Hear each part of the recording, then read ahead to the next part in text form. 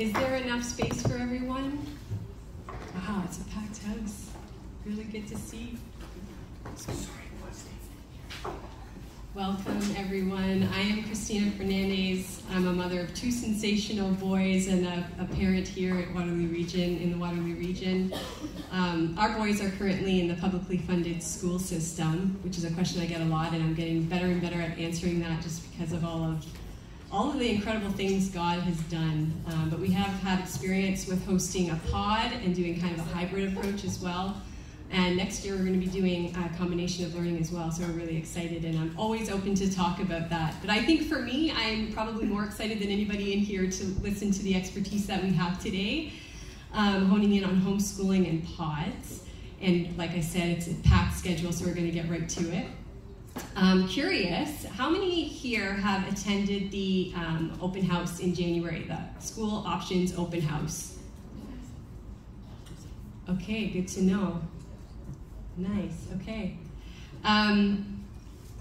So for those of you who weren't there, there's a few of you here that weren't there, we just kind of did an overarching, what are some options out here in the Waterloo region and abroad about, alternatives to the publicly funded school system. And so we covered a bunch of those: homeschooling co-ops, more nature-based learning, independent or private schools. We had a lot of those that aligned with what I think a lot of parents and their values. We did opening up schools in existing spaces, so we have CCEM there as well. And what am I missing? Yeah, nature-based learning, yeah. And then public schools as well. The publicly funded school system was there as well, because that is one of the options, right? And then for parents who aren't satisfied, how do we navigate? If that's where you feel you need to be or want to be, how do we navigate the system? And we'll continue to do that work as we go on. So out of everyone here, how many people are already homeschooling or doing a pod? I mean, I think we're all kind of homeschooling, aren't we, to supplement what's going on, but officially, like that is your kind of sole way of educating your child, or homeschooling pods. So technically outside of the publicly, can you put your arms up a little bit higher? Okay, nice, okay. And then out of all of the rest of you, how many are here knowing that's what you want to do, and you're here for the how-to? Nice, okay, that's exciting. And then how many people are here kind of to shop around for the alternatives to publicly funded school systems? Trying to get a feel for what's best for you and your family. Amazing, I love it. Okay. And how many are proactive loved ones? Grandparents are a big one here. Trying to gain as much information as possible to send home. Yeah, we appreciate you. Wow. Did I forget any other circumstances here? Anybody else who didn't raise your hand? And Retired. Retired? Okay. Okay. Retired homeschooler. Yes. And so here for extra. Okay, so here, who's here to somehow maybe have a bridge between all of the gaps that some of our community is? Please have a seat anywhere. And being able to either provide a space, or maybe you know someone, or you have connections in terms of or resources or expertise or time. Do we have anyone in here for that? Oh, no one wants to get right. Okay, nice. Yeah, everyone at the tables, of course, they're here to serve. So fantastic. Okay, let's get going with it then. We'll first hear from Ann Gillies about peer attachment in education. That was one of the questions, what's peer attachment? So we'll get that answered for sure. And then get right into that how-to of homeschooling in pods. We'll get some Q&A going. And then we'll hear from some of the other vendors that didn't get to speak as well. I met Ann probably nearly a year ago now. I can't believe time flies. And I was so blessed by the connection. She's been doing tremendous work for our worlds, and she does it so selflessly. I'll quote author MD Andre Van Moel directly. Dr. Ann Gillies is a Canadian trauma specialist, pastor, author, speaker, rancher, wife, mother, and grandmother. Ann's skill is clear and brave. Communication is broad and expertly delivered. Ann is energetic, good-natured, focused, kind, and with spine to spare. She is a lover of truth, and human flourishing, who courageously leads the charge against falsehoods and harms in society, despite as well as because of the personal price that she's paid. Dr. Ann Gillies is the real deal. And I can attest to that. She travels far and wide doing this kind of work, and we are so delighted to have her here. Thank you, and please help me welcome Ann Gillies. Okay, before I start on talking about pure attachment, I want to read something that actually comes from this book, Closing the Floodgates, because I just thought I should share this because it's so pertinent to why we need to understand, why the SOGI 123 came about and why we are in this place where everything seems to be upside down in the whole education system regarding sexuality and why there's so much of a push. So Michael Swift wrote, he was part of a group actually, that wrote the Gay Manifesto. 1972, then they republished it in 87, and then in 1993. This is a few decades ago, but I'm just going to read you an excerpt that I included in my book, Closing the Floodgates. That's what he says: "We shall sodomize your sons, we shall seduce them in your schools, your dormitories, your gymnasiums, and your locker rooms, in your sports arenas, your seminaries, your truck stops, all male clubs, wherever men are together. Your sons will become our minions and do our bidding. They will be recast in our image. They will come to crave and adore us. All laws banning homosexual activity will be revoked, and all churches who condemn homosexuals will be closed." What's been happening? If they aren't closed, they're being burnt. Anyways, I'll just fast forward that. "Those who oppose us will be exiled." And this is the bottom line, folks. The family unit, which only dampens imagination and curbs free will, must be eliminated. These are from words of homosexual activists. I'm not talking about the community, the individuals, within the LGBTQ community. I'm talking about activists, but it is the activists that have brought us nearly to our knees in the education system, because they've had an agenda and they've had a strategy, and it's time for us now to strategize. So I'll leave that. I have a couple other books here. Let me stick this here. Protect the Lambs, that's on the table. I put some stats on the back of that regarding gender affirmation, and those come from this book.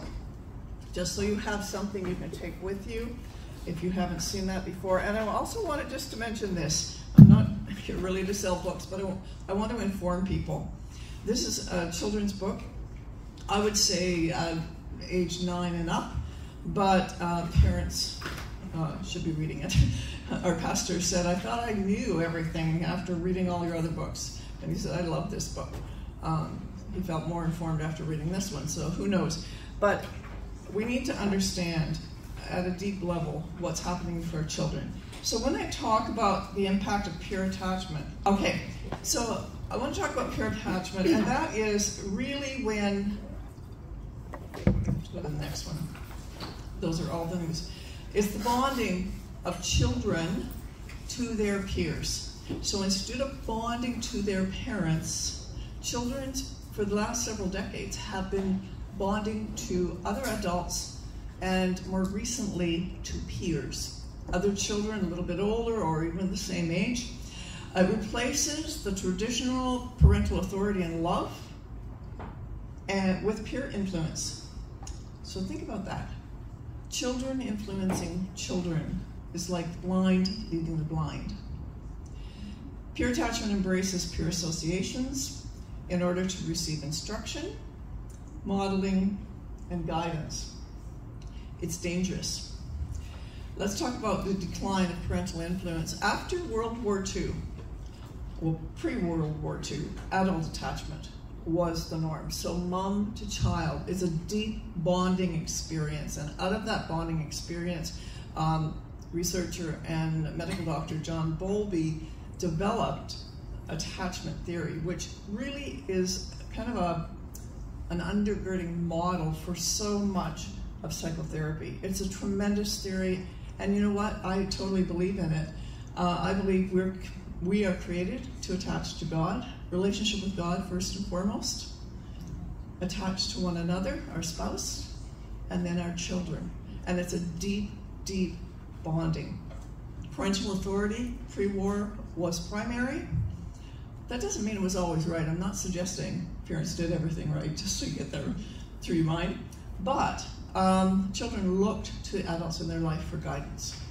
After the Second World War, that's when a pure attachment culture began to develop, because for the first time, large groups of women were going into the workforce, and they were needing care for their children. Those early years, care was provided because of the connection with family and community. Small communities, families, usually grandparents were around, so daycare really wasn't in a public sphere.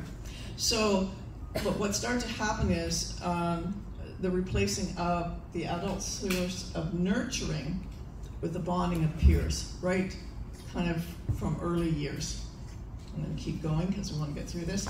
I talked a little bit about attachment theory, but attachment theory basically is asking this question: is the attachment source nearby? So child is, they're free to play, and young children, but they always want to know, where's mom? Is she close by? We want to see her. Are they accessible? And are they attentive? And then the child feels loved and secure and confident. This cycle, I love this because it's very simple, and I'm not going to go through all the other words, but this is basic secure attachment. A child expresses a need. A 2-year-old falls and scrapes their knee. Who do they run to? Mom or dad, right? They want their mom or dad. The child protests in the crying. The adult responds and soothes the child. This is producing secure attachment for the child. And they make eye contact.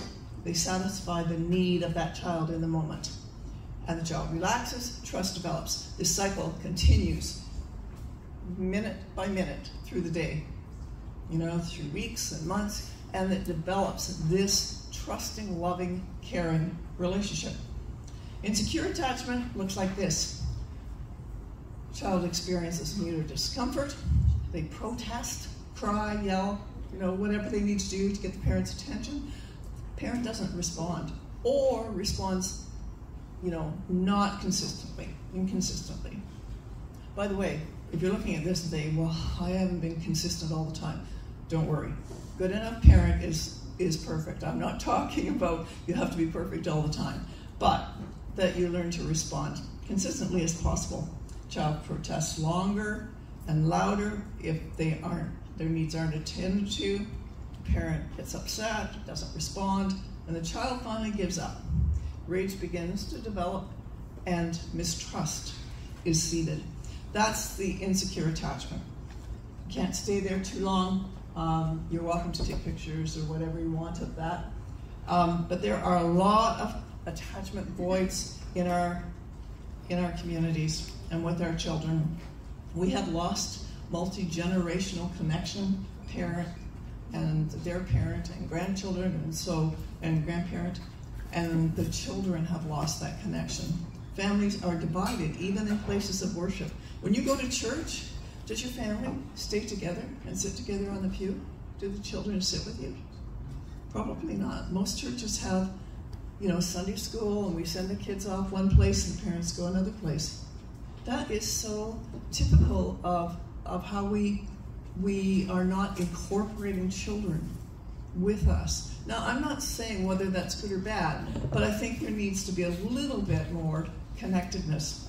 And then separation and divorce, of course, and a chronic lack of time. Parents are exhausted, working, and then coming home to frazzled children, frazzled parents with frazzled children. So Let me keep going. Culture misdirected. This is from John Bowlby. A behavioral equipment of a species may be beautifully suited to life in one environment and lead to only sterility and death in another. And he's a behavioral scientist, but he's just saying that, in one environment you can thrive, but if you are thrust into a new environment, it's somewhat damaging and can be very damaging for children. So let's talk a little bit about daycares and teaching. And some of the stats I'm going to give you are quite disturbing. It's not meant to, bring guilt on anyone. I sent my children, older two, to daycare when they were young, and now I'm like, oh my goodness, the things we learn as we go along. So what happens is there's a socially appointed versus a natural order of response and caring for the child. And someone outside the home, not mom or dad, really isn't responsible for nurturing of your child.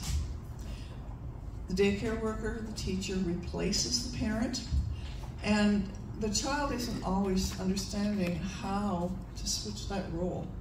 I mean, it's an uncomfortable role for the child, and it can lead to, some insecure attachments. So let me say this, child care and education go together. Usually what happens is if mom's working outside of the home, then the child goes to daycare and then subsequently right into JK. But if we're going to share the task of raising our children with others, we need to build the context center for it by creating what I call a village of attachment. That's a set of nurturing relationships to replace what we've lost. And that's by Neufeld, I can't remember his book off the top of my head. It's on pure attachment. It's very, very good. And we have to look at how can we create a village for our children, a nurturing, compassionate village where we share like-mindedness. We share the same kind of faith bases, and those, that's one of his, I think that's one, that's a good one. So we need to be thinking about those things in the future. We need to be aware. In the classroom, the school, so let's jump ahead to the school, I'll go back to daycare in a minute, but there's an unawareness of the importance of attachment relationships. When your child goes to school, teachers aren't concerned about the attachment relationship between mom and dad and the child. Everything shifts for the child. The education systems actually alienate the parent and child, and you've seen more and more of that now because what's happening in the schools is some teachers are telling the children that they can't trust their parents.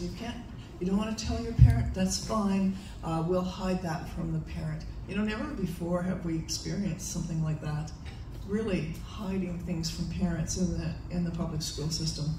There's also this idea that's circulating within public education that parents aren't equipped enough, they can't teach their own children.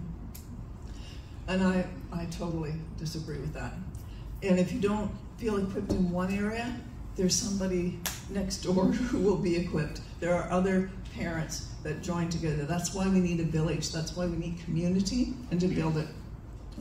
Peer group influence in ages 7 to 9 really dominate, and there's a separation between parent and child that happens in those particular years, especially with boys. And that's not the way God designed it.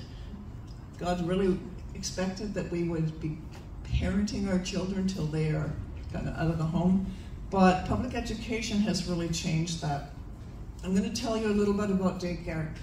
I didn't sleep for a couple nights after I read some of these stats. So if they bother you, you're in good company. I just was horrified. So at age 2, and there's several different studies that are mentioned here. I checked it out with some other studies. age 2, after 5 months in daycare, the average daily cortisol, so it's a hormone produced by stress, was the same as 2-year-olds in the 1990 Romanian orphanages. If that doesn't cause your heart to stop, I don't know what will. I was absolutely astounded. And the reasoning for that is because when you take an infant into a daycare center, and I'm thinking of a public daycare, you know, there's 20 children, you know, it is this noisy, it looks chaotic, you know, but there's constant noise, there's constant stimulation. It's nothing like what the child would be experiencing in the home situation. I mean, even if the child has a twin or another younger sibling, it is nothing like having 20 children together. And even when they're sleeping, you know, they have their nap time and everything, there is this sense where the child is out of their typical safe place, and they're plopped here. Especially the first few days and weeks, it's tough on them. But after 5 months in the daycare, their cortisol levels are through the roof. That's horrendous to think about that, the stress. So stress because where's mom, where's dad? So there's separation anxiety, but then just the level of heightened interaction and stress and noise within the daycare itself.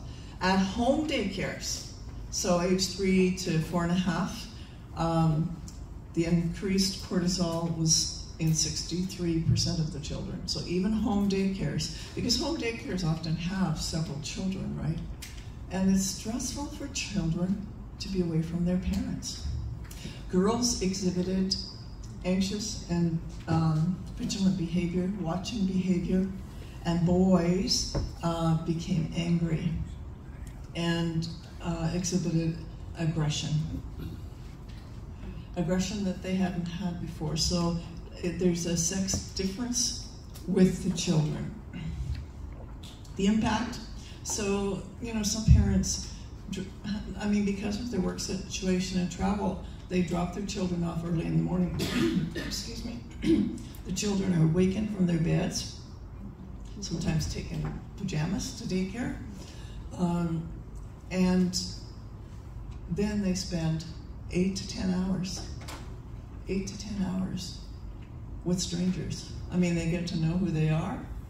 But in the daycare, the other thing that happens is that everything is quite structured.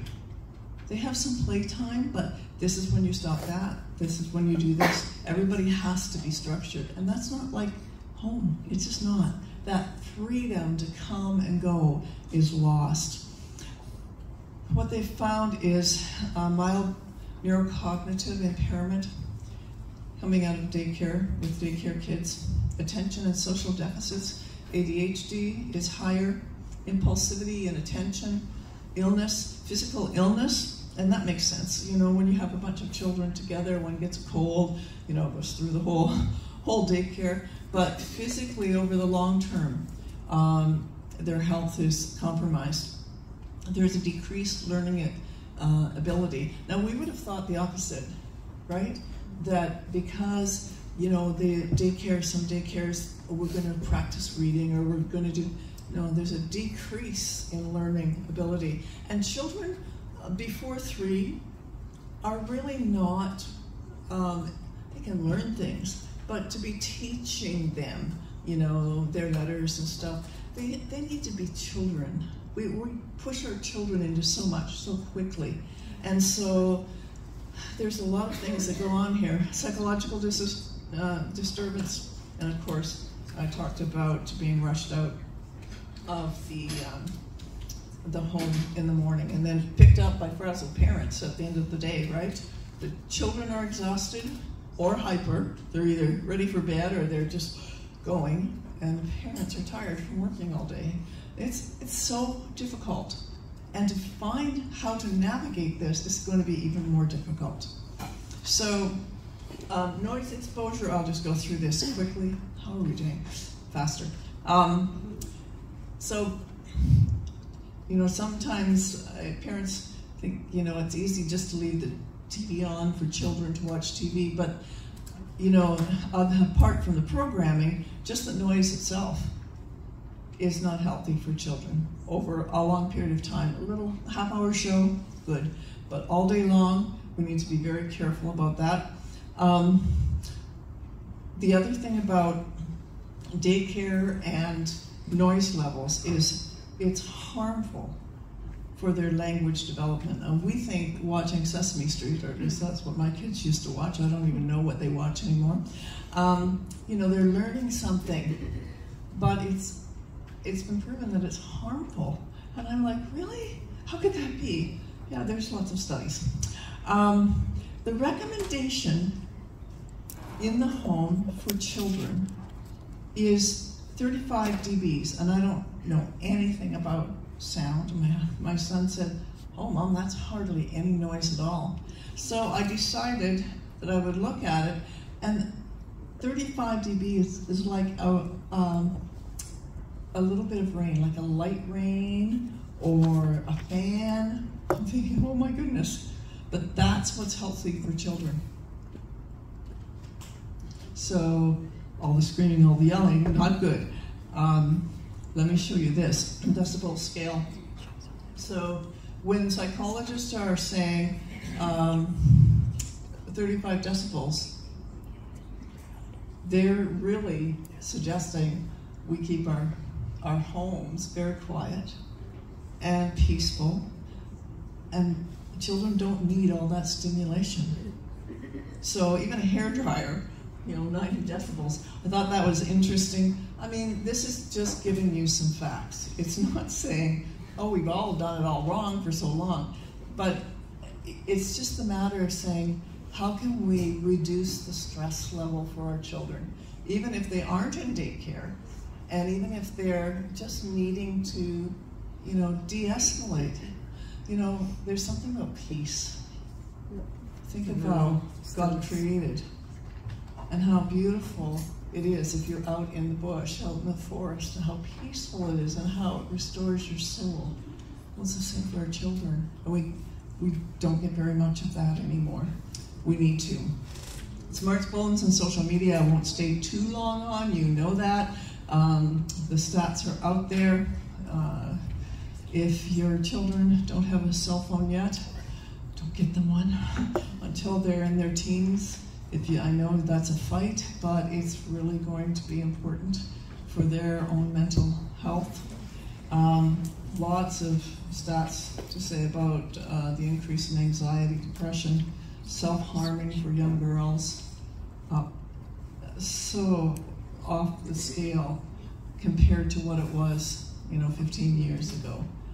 And then other things that come into. It also reinforces what I've talked about with peer attachment. So children are more connected to other children on their phones, right?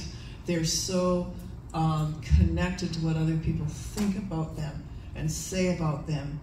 And instead of going to mom and dad and saying, what do you think about this? They go to their phone and ask their friends.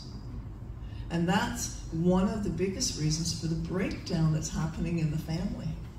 Because of these strong, pure connections, because the family unit is being destroyed. And it's a whole lot of different scenarios that are destroying it. But it is the long-term strategy to destroy the family. And all these little things have just kind of come into line to where we are today. So let me go. I think I'm going to leave this one off. Tips for parents regarding cell phones. Review all the apps, if they have apps. Adult access to passwords. No private passwords. No sharing of personal information. Friend your child on all social media so you know what they're doing, what they're saying, and more important, who they're listening to and who's encouraging them. And you know, this comes in a whole other area when we think about this, because sex trafficking in public schools is huge, and most parents are really unaware of it. That's another subject for another day, but it's so scary for our children. I feel like I'm fear-mongering, but I'm really just trying to make people aware. Look for hidden apps. Check for third-party apps. You know what? I don't even know how to do that. I'd have to have my children teach me.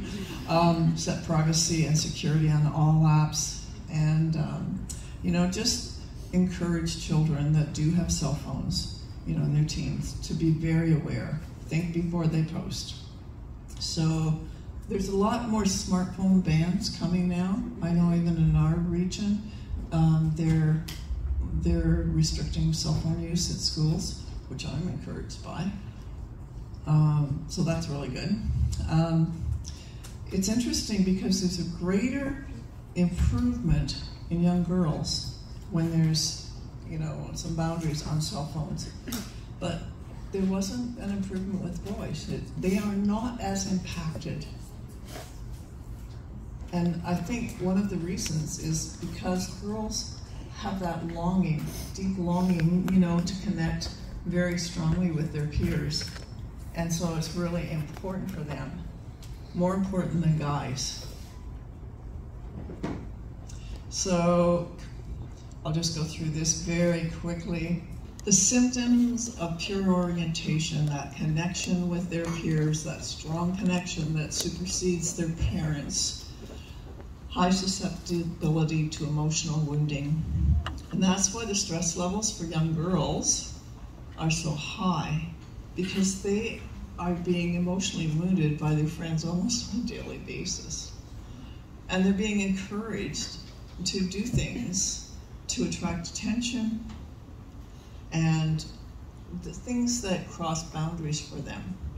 But there's a lot of emotional wounding, and the social media just keeps it up and keeps going and going and going. You know, if you're not here, if you're not doing this, you know, you need to be doing this, and you need to be with me, and you're not with me, and so I don't like you anymore. You know, the things that used to happen in relationship between girls, and I'm picking on the girls here, but I remember, you know, in those later years of elementary school and then into early high school years, where you're so dependent on what the other children in your class or your school think about you. And now it's like on steroids. So it stunts their emotional growth, and it limits emotional closure of relationships, because the relationships are always there online. So that's very, very dangerous for young children. And again, escalation of aggression. I just want to include this. Suicide rates among aged 10 to 14-year-olds. Now this from 1980 to 1992. So this is a few decades ago. It rose 120%. And the reasoning for the growth, the rates going up, according to research, according to the notes left by the children, was how they were treated by their peers. Because there is such an emphasis on this pure attachment, and their secure attachment to parents has been eroding. Let me see if yeah, that's the last one I want to share there. And I think I'm done. I tried to whiz through that and give you a lot of information in a short time, but hopefully I'm just finishing a book, actually, that will have more of this information in, and it should be out in the fall, to keep your children safe, and also help parents to be able to know what to do, what to say, and how to encourage their children. And you really need that in these days. So thank you very much. Picking up the pieces. Thank you so much, and this is such critical information that we need. So it just makes me also think even more seriously about a lot of the conversations we're starting to have in terms of this, indoctrination of the breaking of the family, the breaking of, just fathers, mothers, men, women, and our roles, and beautiful roles, right? And looking back now at how it's been going on longer than I've been born, and probably most of all of us have been born. And it starts these little steps, right? And I can think of the little steps that happened. And actually, when I shared your talk, and one of the fathers he really wanted to be here, and he had said, "Wow, this looks so interesting," and I have it here. He says, "I hope this goes some way towards a positive vision for womanhood beyond the current corner office girl boss one. We must stop lying to young girls about what's important in life." And I thought that not just girls, like we need to stop lying to boys, to the girls, to all of us, to ourselves about what's important, what really matters in life, I think. And it's not to say like a corner office, if that's something that's important to you, that's going to happen sometimes, and that's okay. But to make it seem like if you think of anything else, that it's not as important.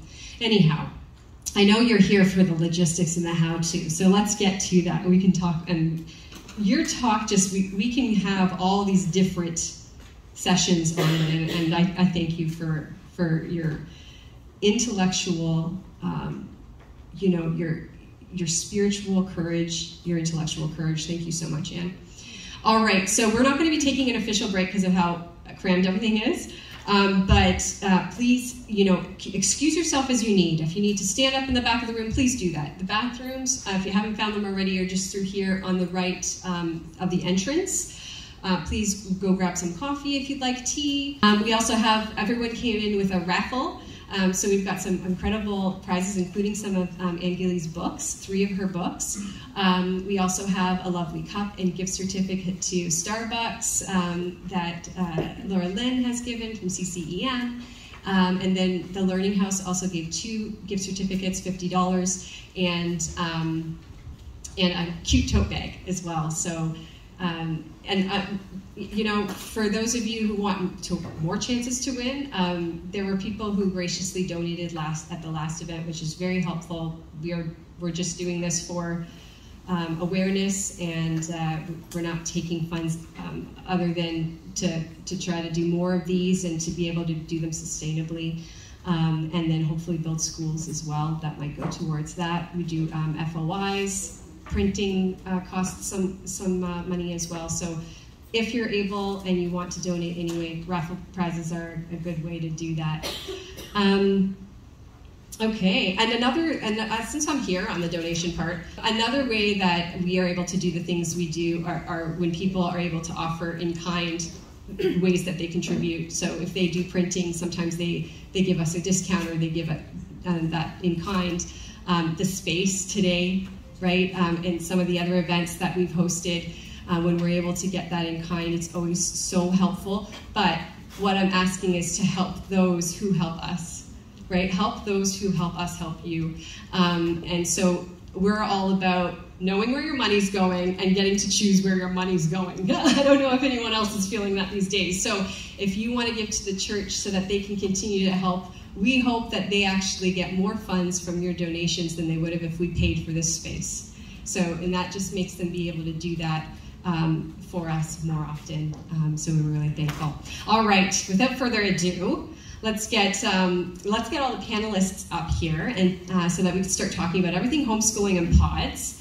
And while everyone makes their way up here, I'm going to welcome the sensational Sonia Martin up to take the lead at hosting our Homeschooling and Pods panel. Many of you probably already know Sonia in this room, either through her the homeschooling community here in the region, where she plays an instrumental role leading and mentoring, or maybe by her inspiring speech at the open house that she had. Sonia has been homeschooling. She was homeschooled herself, and so those of you who are there learn this, that she was homeschooled in grades 6, 7, and 8. 6, 7, 8, yeah. And she shared with us how her parents had that foresight even then, to know that they were going to be able to have a better education for their daughter at home, with more time with them than in the education system then. So, and how many years ago was that? Okay, never mind, I won't do it. And then she then started homeschooling her own 5 children, adding up to nearly 2 decades of homeschooling experience. I was blessed to connect with Sonia when I was researching all the options for the open house that we had in January. I was told wonderful things about Sonia, so we got connected, and I was so blessed. The rest is history, really. She was paramount to that event. She was paramount to this one as well, connecting all. She was like my, I got a guy for homeschooling stuff. So she's very well versed in homeschooling and stands for faith and freedom. I can't think of a better person to facilitate our learning from all of these vessels of wisdom today. Please help me welcome Sonia Martin.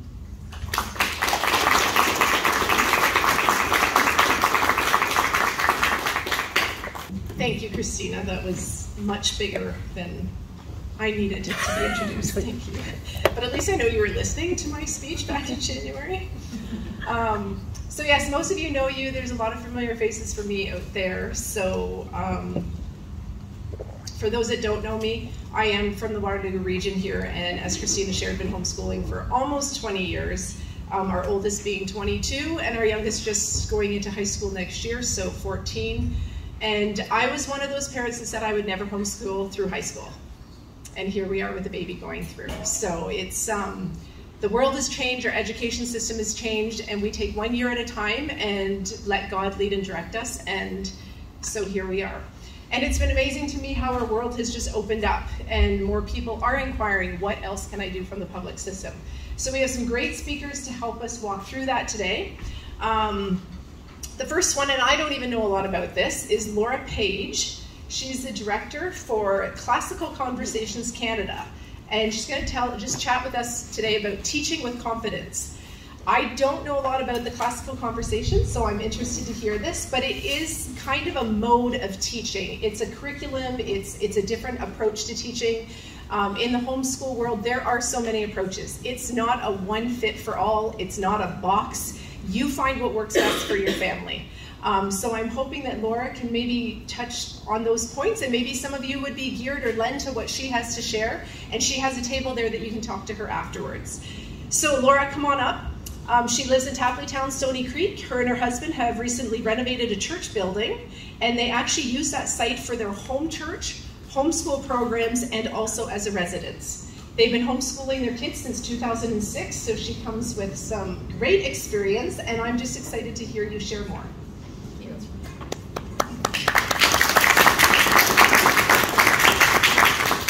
Panic, I actually put my phone on so I can see the times, because I'm so passionate about, all the parents coming together to teach their kids that there is truth. And I guess I better push start or I'm cheating. And so I'm just excited to be here and be part of this. And like I say, there's a lot of different options out there. I'm not even necessarily going to focus on the classical. I've got lots of information there. It'll come through in what I do because I kind of live and breathe it. But some of the things that I'd like to talk to you about are some of the reasons why people think they can't homeschool, and just hopefully allow you to realize that God has enabled you through many of the experiences that you've had in your life to do this. So a classical education is talking about 3 roads, and in these 3 roads I'm going to present some scriptures to you that talk about the different stages that your children are at, and the way that the Bible actually talks about the way that they learn at those stages. Contemporary society says there's no certain knowledge, no absolute truth, but as Christians we believe the opposite. We believe that truth is the person of Jesus Christ. We can know him, and that God has revealed him to us and to our children in the world that he's created. So to create a wonder for that world that he has created is to create a wonder for God himself, and then to bring forward all of the truth and all of the confidence that you can have when you're grounded in in God, in Christ, and in the fact that there is a truth, and you can weigh your education based on that truth. So when we start talking about the grammar phases and things like that, we'll start learning about how to kind of start that curiosity at an early year, and even more importantly, as children mature, they learn more through conversation than they do reciting. So in the young years, you see them wanting to recite everything, and they can tell you which Paw Patrol is which Paw Patrol. They can tell you all of these things, which dinosaur eats what, and that kind of thing. What we're going to do in those years, we're really going to capitalize on that thirst for knowledge, because believe it or not, in those years, they actually think you know everything. But the thing is that doesn't always last that long. Then they get to that dialectic, that stage where they begin to argue. And our children, as they mature, they need to mature through conversations. They need good books. They need good conversations. They need conversations with trusted adults. And so the kinds of questions that we wrestle with in our high school program, in our middle school program, is who is man? Who is God? What is man's responsibility to other men? What is man's responsibility to God? How can we find truth, and how can we communicate that truth to others? Anne was talking about noise exposure and just how we've really created this mind of chaos in all of the information that we're giving our kids. But contrary to the expensive tools of modern education, in classical conversations, we believe you need 4 things: books, paper, pencil, and time. My son, when he was in the middle school, one of our first big projects is a science fair, and I just wanted him to realize that tendency to go onto the computer and search things up. And I said to him, let's just do a science project on the effect of screen time on visual acuity. So we did our science project on that, and I let him get all his friends together to play video games for 30 minutes and check their visual acuity before and after, to go on the computer and watch a movie and visual acuity before and after, to do VR and before and after. He thought this was the coolest project, right? But what he actually ended up learning was that there was a danger to that constant exposure, a danger to that noise. And quite often, we think we're just giving these kids so much information on the computer, and it's really just going to help them. But really, that noise exposure, that screen time, let's just get back to a good book. Let's just get back to a pencil, some paper, a stick in the sand. We don't need flashy presentations to convince our students. We need to give them the vocabulary that they need to continue to learn. I have 18 seconds. This is not working for me. Okay, so that's the 5-minute though, and I've been told I have 5 to 7 minutes. To 10. Oh, 5 to 10. Okay, I'm going to reset this. So some of the questions. Why should I consider homeschooling? Okay, that's a good one. Why homeschool? And I believe that the purpose of education is to know God and to make him known. God has hidden his truth and beauty in every subject. And when we give our kids those walks in the park, those diving down deeply into what's inside a flower, and then reaching out and showing them what's inside the sky and how vast it is, those contrasts. And then we tell them about a designer. That changes. That takes time, and we teach our parents how to do that conversation, but that kind of time is you never get that back. And so my son, when he was 5, we were in the grocery store, and someone says, should I homeschool? It's kind of like weird out there. So someone said to him, why aren't you in school? And he said, well, I homeschool because my mommy loves me. And I never actually told him that. I never told him that I homeschooled him because I loved him. But his idea was, my mommy homeschools me because she loves me. And God knew when he gave us, our children, that that's who they needed. They needed him and they needed us. And so, am I capable of homeschooling my own children? So we also believe that God trusts parents with their children. And when your arrow is full of it, may your quiver be full of children. That's the other thing that we've kind of, that's a totally different tangent, but children are a blessing from God. And we need to see that. And when we're not trying to make everything fancy and make everything expensive, it's actually quite affordable to have more children, and they actually learn a lot from each other. And so in schools, we know that what they're believing is socially appointed. Modern school alienates their children with their parents, and that's exactly what Anne was talking about. But children are stamped with the image of their parents. Physical resemblance is only just one of the ways to know that our children are our responsibility. It's a parent's job to model what it means to be in God's image. We've already had, you don't realize it, but you've already been teaching your children. You've already been showing them the way, how to walk, how to talk. They didn't learn to walk and talk just because nobody showed them. Everything that you've done, you've already been doing it. But the other question is, am I equipped to homeschool through high school? And we believe in Classical Conversations that wrestling with the truth promotes blessing and virtue for the whole community. So in our high school groups, we actually have what we call challenge years, and each challenge year gradually increases kids' ability to think and organize thoughts, and so our logic, even our Latin. Everyone goes, oh, I have to do Latin if I do Classical Conversations, but it's amazing how much you learn about the English language through study of Latin. You learn about roots, you learn about science, you learn about all kinds of things, but all of those things, we do things like, we took 10 kids up to Ottawa against another group of 10 kids and did a mock trial. We debated this year 15-minute cities in our debate strand. Next year we start Socratic circles, which if you think about it is just like C.S. Lewis and Tolkien just sitting around taking what they already know and sharing it with others. And sharpening our ability, our teenagers' ability to reason and defend their beliefs through facilitated discussion, mock trials, presentations, those kinds of things, is a lost tool. When we, even in any school system, they kind of tell you what to think. And we don't encourage that. We have a lot of our essays are written. You have to write an exordium, then you have to write an oratio, but then you have to write a proof and sub-proofs, and then you have to write a counter thesis.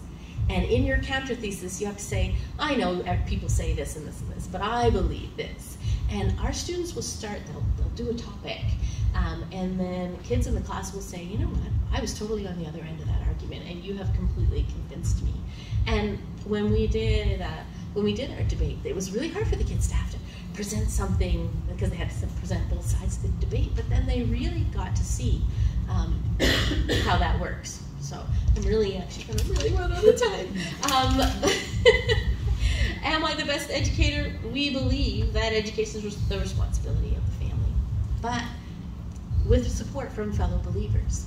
And that's where, your pod idea, that's where our community idea comes in, where people are coming together to, once a week, in our group in particular, once a week we come together, we have a tutor that presents material, but then we have a lot of kids who are presenting their own material to each other, and just sharpening each other and actually humbling each other.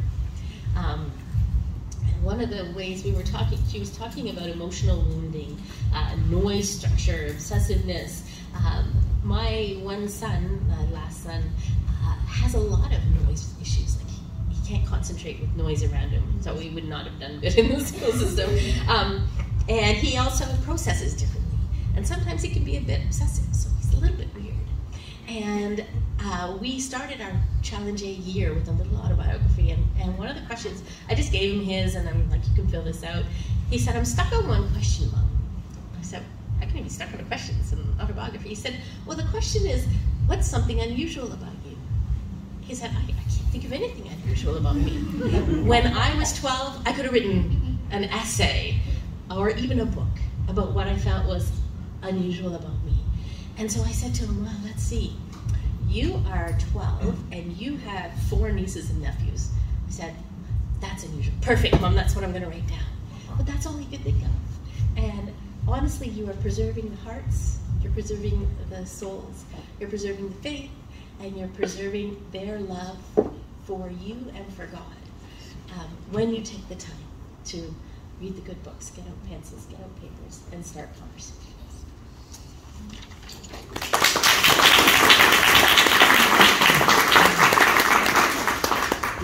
Thank you, Laura, and I love how you're encouraging us that we're equipped to do what God has built us to do. And I was having that conversation already before we started this evening, that sometimes we worry that we're not enough for our kids and that we can't do it. But as believers, we're told in the Bible that God will equip us for everything that he puts in front of us. And if he's blessed us with our children, he's going to give us everything that we need to teach them. And sometimes that comes from us as an individual, and sometimes that comes from the community around us and being able to rely on other people and having those people in our life. But if God has called you to this, I mean, take it to him in prayer, but if God has called you as a parent to be with your children at home, he's going to give you everything that you need. Don't get me wrong, none of us are perfect up here as homeschoolers. All you homeschoolers, we have messy days. We have days that we want to pack it in. There are even some days that we close the books and say, okay, we all need a break. But one day doesn't mean that you can't teach your kids for the rest of the time. So I just encourage you guys to not ever sell yourself short that you can't be the teacher, because that is what God has given you the responsibility and the gifts to do. Okay, you also talked about the community and needing that community, and this is where we go into co-ops. How many have heard of co-ops for homeschooling? Yeah, there's a bunch of you involved in a co-op. Carlene is actually, so there's actually a co-op that runs right here out of this church. And that's who Christy's gonna come share next with us about that. But Carlene's joined us tonight, and you started this co-op how many years ago? 11. Was it 11 years ago? Okay, there you go. Really? So, yeah, 11 years ago. And Carlene started it because one of the biggest co-ops that has been involved in this area, in the KW area, runs the other side of Kitchener, and it was always full. There was always a waiting list. And I just found out this week that they're no longer running that club, and so our waiting lists are going to be even greater and the need for co-ops even more. And so Christy Hoffman, come on up here. Christy's been running the Sprouts program from here, and maybe she will encourage you not to just be on a wait list, but maybe she could encourage you to get together with some other homeschool moms and start the groups, because it's a huge need out there, but it's a huge blessing because you're together with other families. We learn together, you spend time together, the moms get closer. This is the community that we're talking about. So Christy, share with us. All right. Good evening. So I too never thought I would homeschool. It was not on my radar at all. But we had some family that strongly encouraged us to consider it, and some friends. And so when my daughter was 5 and my son was 3, we decided to try it for 1 year. You know, JK, SK, it's not a big deal, we can try it. Well, it turned into another year, and here we are. So at that time, like we heard, Carlene was initiating a co-op here in Elmira, and she asked if I was interested and would want to participate. So we did. And I'm so glad that we did. We have been a part of the Sprouts Co-op for the past 11 years and have been blessed with many great friendships, many great learning experiences from being a part of this co-op. So I'm going to share with you just a tiny glimpse into what co-ops can be all about. And my experience comes from the Sprouts Co-op, but there are people in here who have been a part of other co-ops and can share with you, and I'm going to get them to stand up a little bit later. So, what is a co-op? A co-op is basically a group of families. It can be a few families. It could be up to 50 families. That's quite a large co-op that come together weekly for a few hours or several hours for 1 day. The co-op that we participate in runs from September until May. Some other co-ops maybe will run for shorter periods of time, like 6 weeks, kind of an intense co-op, and then they'll take a break and then do another 6 weeks. And others, I have learned now, run year-round. Some co-ops will have more of an academic focus, where they will focus on a specific course or credit that they want to accomplish at their co-op. and then others will be more like a group learning in a group focus and that social community focus, right? So co-ops are a great opportunity for your child to learn in a group setting, learn to work as a team at an activity. It's also a great place to participate in gym classes. So my family is not overly into sports. We don't watch sports. My husband and I don't play sports. My poor kids aren't exposed to sports. But being a part of co-op has allowed my kids the chance to learn how to play baseball, learn how to play volleyball, learn how to play basketball, learn how to play soccer and enjoy it and learn all the ins and outs of it and develop some of those skills because of co-op. So I really appreciate that aspect of co-op. The co-op we participate in values developing community. So we don't have as much of a strong academic focus as that community focus. We have classes that we'll put the various grades into, but we don't have set learning outcomes or subjects that we're trying to complete for those grades. The parent who's teaching that class gets to choose the topic for the term. So why would you want to participate in a co-op? What would be the point of that? It's a great place to develop friendships with like-minded families who have a similar family schedule to you, right? We're available during the day to do our swimming lessons or to meet for a co-op or to get together at the park for a play date. It's a great place for your children to experience group learning, participate in group projects, and learn from someone other than you. Just to have somebody else, to listen and be respectful to somebody else in authority. You have the opportunity to do larger group activities like sports and games. It's also a place, like Sonia was mentioning, where parents can connect and encourage one another. Homeschooling can be a bit of a difficult journey, and it's easy to second guess your choice, like Sonia was saying, especially if you don't have people around you who are homeschooling. So being a part of a co-op allows you that chance to connect with others who are walking a similar path and have chosen the similar educational path. Our co-op is intent about creating opportunities for parents to connect as well as the kids. So we try to have in our schedule a time where if you're teaching one period, you get one period off. And during that period that you're off, it's a chance to connect with other moms over a cup of coffee. You can chat, connect, share your frustrations, questions, and laugh together. We also schedule some moms' nights out through the year and a book club that moms can participate in if they want through the year. So what would a typical day at a co-op look like? At our co-op, we start our afternoon all together. So imagine this room with like 30 moms and then their kids. So we can sometimes have to have 80 to 100 people all together in one room for the first 15 minutes. We stand together, we sing O Canada, we say the Lord's Prayer. We often do a hymn focus or a worship song together. I just love hearing all the voices join together, praising God. It's just awesome. And then depending what one of the classes is doing, sometimes the kids will do a little presentation of what they're learning in their class in that opening period. After that, we break into our grade classes, and one class will have gym, and another class will be in their period class. In that period, which is a 45-minute period, it's up to the mom who has signed up to teach what that class is learning. So if you have the younger grades, you might be doing a nature study. Or if you have the older kids, I had the grade 7 and 8s last year, we put together a newsletter for our Sprouts Co-op. So a variety of things based on the interests and abilities of the moms who have signed up to teach the classes. Throughout the year, we go on a variety of field trips as a co-op. Some of the places we've visited and the things we've done are like bowling, the Airplane Museum, Castle Kilbride, Martin's Apple Farm, an automated dairy barn, Broxton Schoolhouse, Fun Villa, the beach, the fire hall, and so many more amazing learning experiences that we've done as a co-op. We also plan a few special events throughout the year. We rent the arena here in Elmira and have a skating time and then a connection time of games and snacks in their community room. We plan a Christmas program for the family and an end-of-year barbecue and grade 8 grad event. These last two events are opportunities where whole families can come and participate, and it allows the other parent a chance to meet and connect with the other families that are in our co-op. What's the cost associated with a co-op? Well, our co-op is pretty low cost.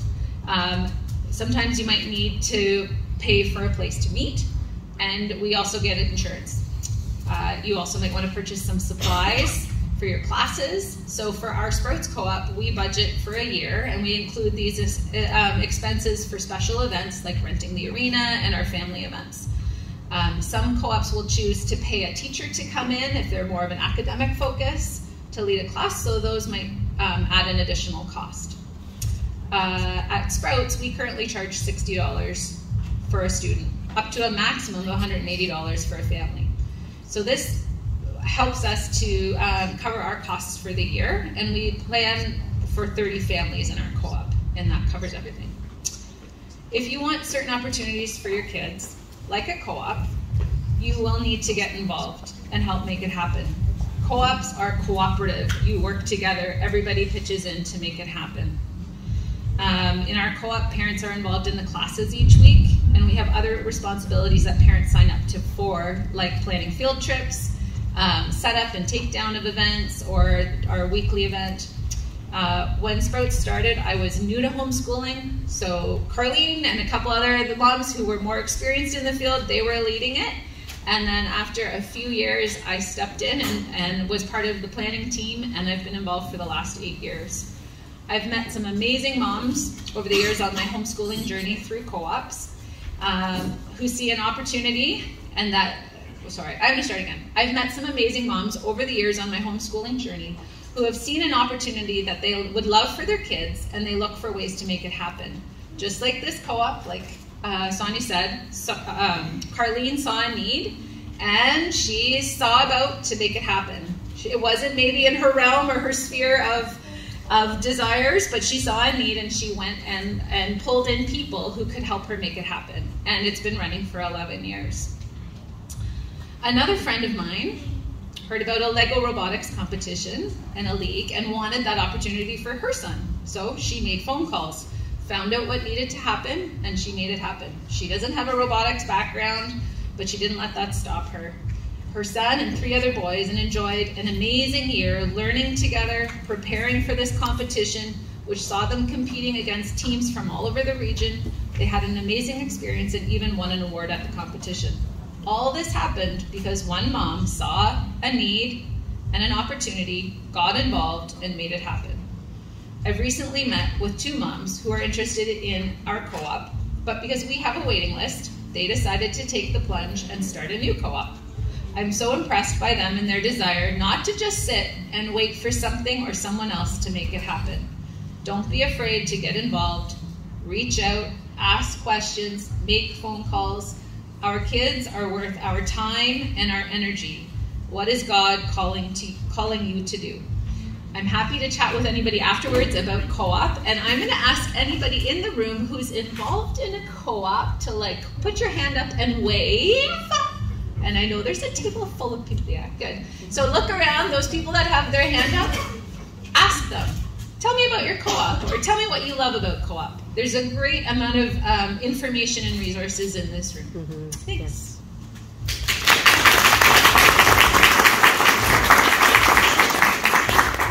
Thank you, Christy. One of the things that maybe you didn't touch on co-ops that I'm just going to speak to is that one of the first questions that as a homeschooler we get is, well, how do you socialize your child?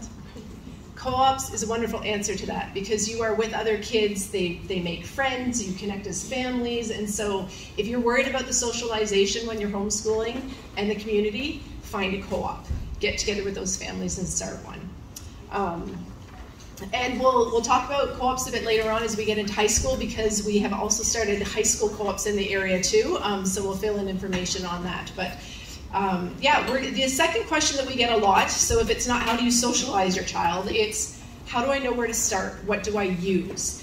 And unfortunately, we weren't able to have somebody here to share with us, but the Learning House has a table over here, and we're going to watch a quick video, about 13 minutes, and they're going to share. The Learning House has been one of the top places in Ontario for homeschooling people to find resources. Homeschoolers, yes, Learning House. You can call them, they will walk you through. You can go in person and they will walk you through the best fit for your family when it comes to curriculum. If you don't know where to start, call them and they'll walk you through. It's just the curriculum is endless. People say, where do you get your curriculum from? But it's actually endless. If it's not online in the books that are available, and the Learning House really does have all your answers for that. Just the down arrow, or? I don't know if down would work too, but just I'm not sure which one you were doing. There you go. Hi, my name is Corey Dean, and I'm a homeschooling mom. I'm also the owner of the Learning House here in Bradford, Ontario. As a homeschooling family, we have for more than 20 years been educating our children at home and have had the pleasure of seeing them graduate. Several of them graduate from homeschool and go on to their post-secondary pathways. Our children have gone on to public university. One of my daughters has graduated from the University of Waterloo. One of my children is currently in university at Tyndale University in Toronto, and another one has just come home from a year overseas. We're still homeschooling as well, as our youngest one is still homeschooling through high school. We also are owners of the Learning House here, and I'm going to give you a quick look around here in a short time, just so you can see what we do. First of all, though, I just want to bring greetings. I understand that you are here listening to me now because you're investigating alternative schooling. Perhaps you have started to homeschool or you're looking into homeschooling. Maybe you're looking into pod schooling, private schools, or into micro schools or starting small school groups. We are very familiar with working with families and school experiences of many different types. Here at the Learning House, we help families and school administrators, private schools, even public schools, micro schools, alternative schools, and pod schools all the time, all across Canada. In Ontario specifically, we have a ton of choice. And we're really fortunate that we can really chart our own path for our children and our families, and that we can do that with success. So I know that at this stage in looking into homeschooling, many times it can be an overwhelming process, thinking about all the nitty-gritty of planning through what resources we should use, what subjects we need to cover, what levels our children should be at, how we can all do that all within budget, and make sure that moms and dads' needs are met, that we balance out work schedules and kids' schedules, social engagements, and so many other things. And my job right now is just to tell you it can be done. It can be done peaceably, and that there's a lot of supports to help you. There are provincial groups, Christian groups, and other groups that meet and work on a volunteer basis to help you out. There's local homeschool groups that meet and provide activities and all kinds of other things. And here at the Learning House, we do all that we can to make sure that we can help you to be successful at doing education with your family. So just as a brief overview of who we are here at the Learning House, before I take you to see the store, the Learning House started 30 years ago, and it started as the passion of one family who wanted to find the best resources for a child that they had that was struggling with learning. And they had decided that homeschooling was the path for this child because he needed something different. Now, over the years, this store has grown to serve tens of thousands of families every year across Canada. We send packages every day to every province and territory. We work one-on-one with families, with school administrators to help families find and school administrators to find the resources needed to best serve their children. So as Canada's largest home education resource provider, we are staffed by people who just love education.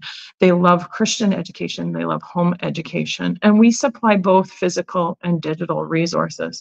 If you give us a call here at the store, you're probably going to talk to somebody on our customer service team.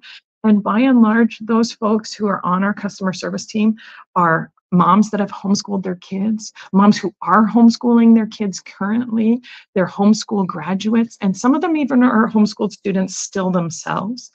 We also have key people on our staff who just love Christian education, whose children are in Christian or private education system. And so we're familiar with making sure that we meet the needs of homeschooling families. As a Christian family ourselves, We always are interested in engaging with the materials that we have to make sure that they would be appropriate for a Christian homeschooling family, though we also do serve people of many different faith backgrounds and many different needs. And so know that as you come and you talk to us about resources, that what we have here in store is vetted to be of high quality, high academic standard, and that we feel is probably appropriate for a Christian homeschooling family. We deal with all subjects and all grades, and we know that it can be a really overwhelming process to choose what your children need. And my job is to help you to eliminate some of that overwhelm. So we do a lot of things here to help you with that. We regularly do live Q&As that you might find on our Facebook page, or you may sign up for and register for and participate in off of Facebook if you're not a Facebook user. We also provide them and links to them through our newsletter. We do courses, things like homeschooling for newbies or help for homeschooling high school. And the Help for Homeschooling High School course in particular is a very robust course that helps to work on planning through the high school years, choosing resources, looking into post-secondary pathways, record keeping, and so much more. So that's something that we offer in person and live once a year, but also have available recorded. We do free consultations. This is something that is near and dear to my heart because I just love talking with people and walking through the journey that they're having, because we know that every family is unique. And that's a lot of why we come to homeschooling, is to make sure that we can have the right education for our family, for our child, because we know that our kids are unique and they have unique needs that may not be met by a one-size-fits-all schooling. So we welcome you to call and to talk to our customer service team. If they can't help you to answer the questions that you have, they'll set you up with a consultation with me or with one of my colleagues who also does regular consultations. And we'll meet one-on-one. We'll help you to think through what are the next steps and what kinds of things do you need to do. We also just have the best customer service team. I said they are people by people who love Christian education, and they love families, and they love making sure that you have all that you need in order to do education well. So let me just give you a real quick look around the store now. We're in our studio right now, and I will just give you a quick walk through the store. Know that you're welcome to come into our store in person here in Bradford and browse around. We have 7,300 square feet of space and over 10,000 in-stock items. But I know that that's not viable for everyone. So if you can't make it into our store, we invite you to join or take a look at our website, where you'll find all of these resources as well. That's where you can join our newsletter or book a consultation, find our phone number to give us a call, chat with our customer service team.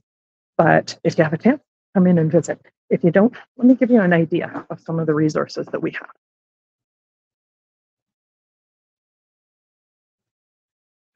I'm actually just doing a video, and I will come and visit in a second. Okay. So here is just a quick look at what's here. Know that most of what we do goes out and is shipped out. So our shipping and our receiving stations are really busy at this time of year, making sure that all of your resources go out in a very timely manner. But if you want to take a look at some of the things that we have oodles and oodles of science kits. These ones here in specific and further back for math are subject specific or curriculum specific that are made for specific curriculums, though we do have a lot of resources that are interest-based and don't have a specific curriculum for them. You'll see things like owl pellets and other kinds of things that you can just do one-off projects with. We have probably 15 or 18 different full math curriculum lines, as well as lots of supplements and resources. I'm just gonna go past here. Our language arts section includes all-in-one resources like language arts, where you have all of your resources together in one. And if your family is one that needs them specifically, you can see, you could choose specific spelling, reading, phonics, grammar, handwriting, vocabulary, penmanship, all those kinds of resources, because our kids often need something that's a little bit more tailored because they excel in one area and need extra time in others. We carry a ton of parent resources, both for general parenting and for educational planning. So home education resources. We have a whole wall here of science kits. These are the fun one-off kits, often for elementary ages, but for all ages as well, where you can get resources that would just be fun projects. We have a ton of Bible resources. And take you down here, our history and geography aisle. We have a specific area for Canadian history, Canadian geography, as well as world history and world geography. We are a publisher of many different resources, Apple Press being one of them. So we're waiting on some of these to come in. But we publish Apple Press titles as well as Comes by Me and Working Together, Great Canadian Art Packs, and so on. This is our science section, which all of the science resources that we carry are vetted that have a Christian worldview, or at least are not contrary to most Christian teachings. So we do have some curriculums that are appropriate for secular learning, but the majority of what we have is Christian-specific resources. This is our electives aisle, where we have all kinds of other things like preschool resources, picture books, language resources, special needs resources. There's a whole bunch of stuff here like art and music and economics and psychology and worldview and health and and this is one of my daughters helping us out today. And then we have a bargain section. And all the homeschool moms love checking out bargain books. These are books that we get at a discount, or we have some scratch and dents there, or old editions. Along this wall, we have some reading resources. And this is my favorite part. That is all of the novels that we carry. And you'll see they go all the way down to the other end of the store along the wall. And we carry over 1,000 titles of novels that are all vetted as high quality standards. So these are the things that we carry here in store. Know that we don't feel like, as new homeschooling parents, often there's too much to look at, and we want to help you to eliminate that. We have good filters and so on our website, but if you have a hard time looking through those things, give us a call. That's what we do. We want to make education smooth and viable for you and your family, and we are glad to be there to help because we're homeschooling parents ourselves. So thanks for letting me join you for this event. I hope that you have a great event. You learn a lot, you get all the resources you need, and know that you can give us a call if you need any help. Take care. Okay. Yeah, if we can send that out, but if there's any questions, the Learning House does have the table over here. They've also, if you haven't done the raffle, there's two $50 gift certificates in there, but any questions about curriculum? I think it's fair to say that as homeschoolers, none of us probably use the same curriculum. So if I talk to Carlene, if I talk to the ladies at this table, or anybody over here, we probably dabbled or each do something different, because curriculum is really where you can fit the needs for your family and make that work. So if you're worried about it, it can be overwhelming, but honestly, the Learning House is the best person to call because they can walk you through so many options. Okay, on to our next guest. We're going to call it OCHEC. So Ontario, I always get this wrong. Ontario Christian Home Educators Connection. Jake and Heather, if you come on up. OCHEC has been around, I don't even know for how many years, but most often if you're a homeschooler, you've heard of OCHEC. They run a wonderful conference every year that has fabulous speakers and just really engages everybody together and helps educate us as parents but just connects us together as well. If you go on their website, one of the awesome things is too, if you're not from this area, is that you can look up homeschooling groups by geographical area. So Heather and Jake, thanks for being with us tonight. I will start off.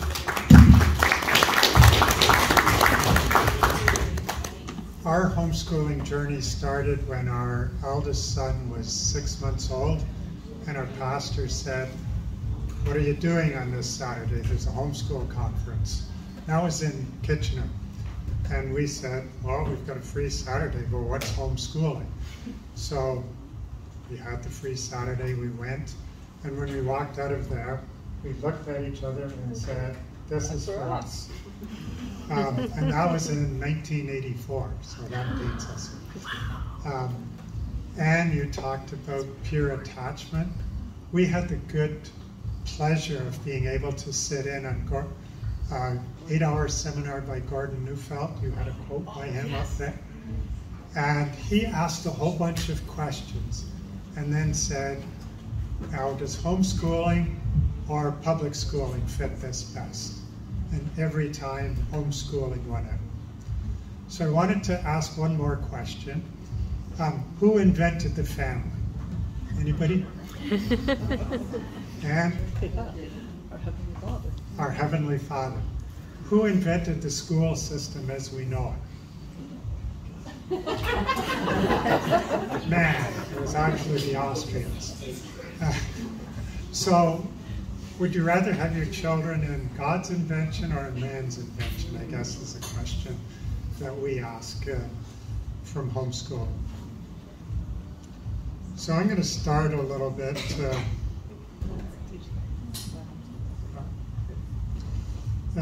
Why homeschool? You can read it there, but it really boils down to it gives parents time to be with their children, to develop that relationship with your children, that attachment that Anne talked about that's so important.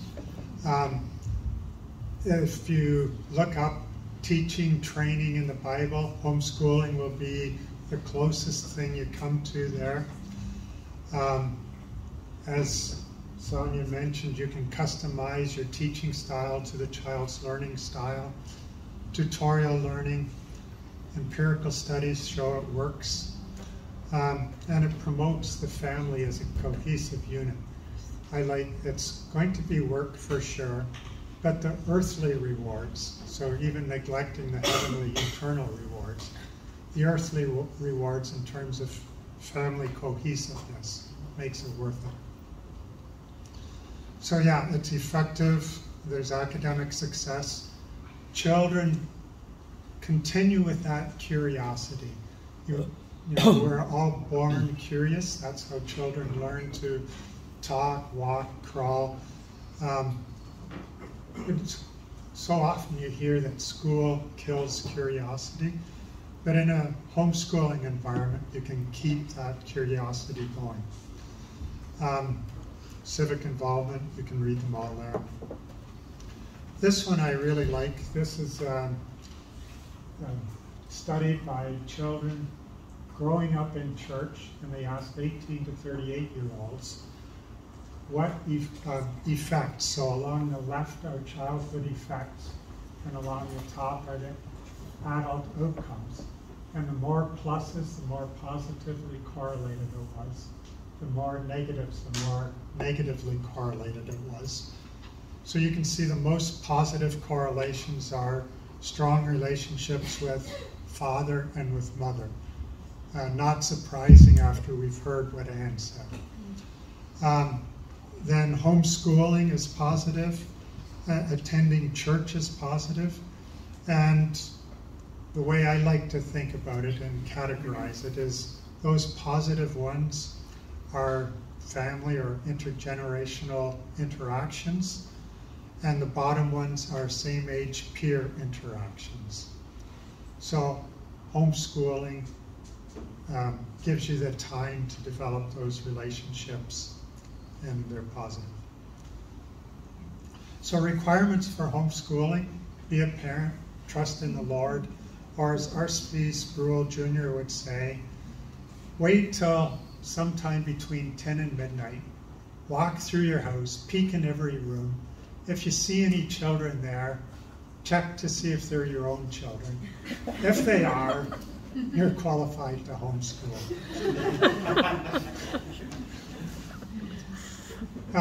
We've already heard our goal in raising children. It's to launch successful adults. In the ideal situation, and launch successful adults. Success means pass on your faith to them. It means they know how to interact. It means they know how to take care of their own families. A child is born the ideal is born into a family with loving parents. Even babies learn that by experience to meet their needs, their hunger needs. They cry, the mother nursed them. It's experiential learning from day one. If they're uncomfortable, they'll cry. It's time for a diaper change. 2-year-olds, you learn, how to share toys. Experiential learning for the equations of motion. We all learn it by starting off rolling a ball, throwing a ball in the backyard. And then when we get into high school, university, and beyond, we do all these equations of motion. Do most of us use them? No. But to get to the moon, we absolutely need them. Another case of experiential learning.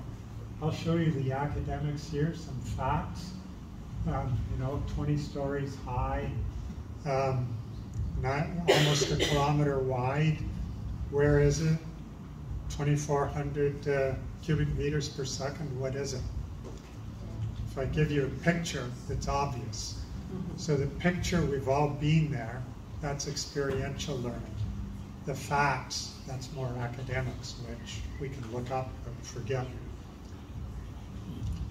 So experiential is intuition, gut feel. I've got this backwards here.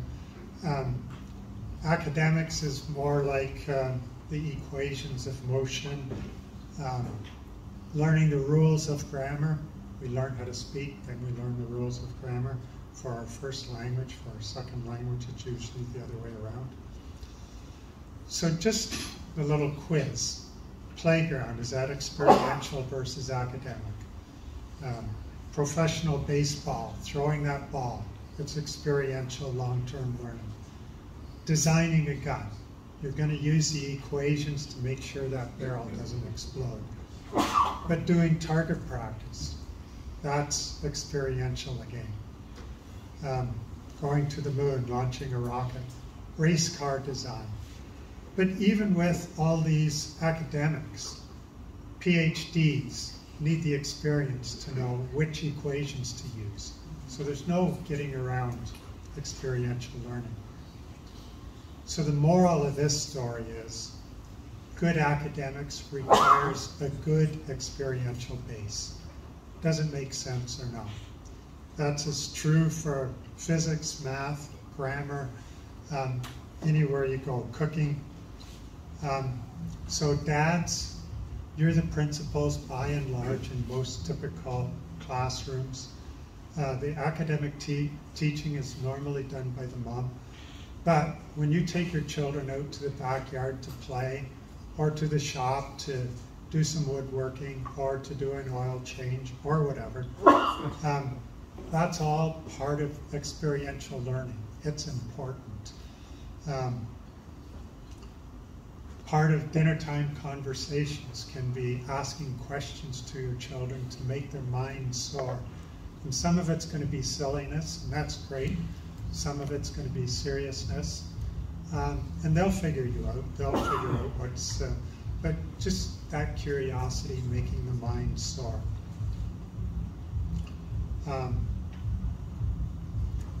So, homeschool parents' attitude needs to be intentional.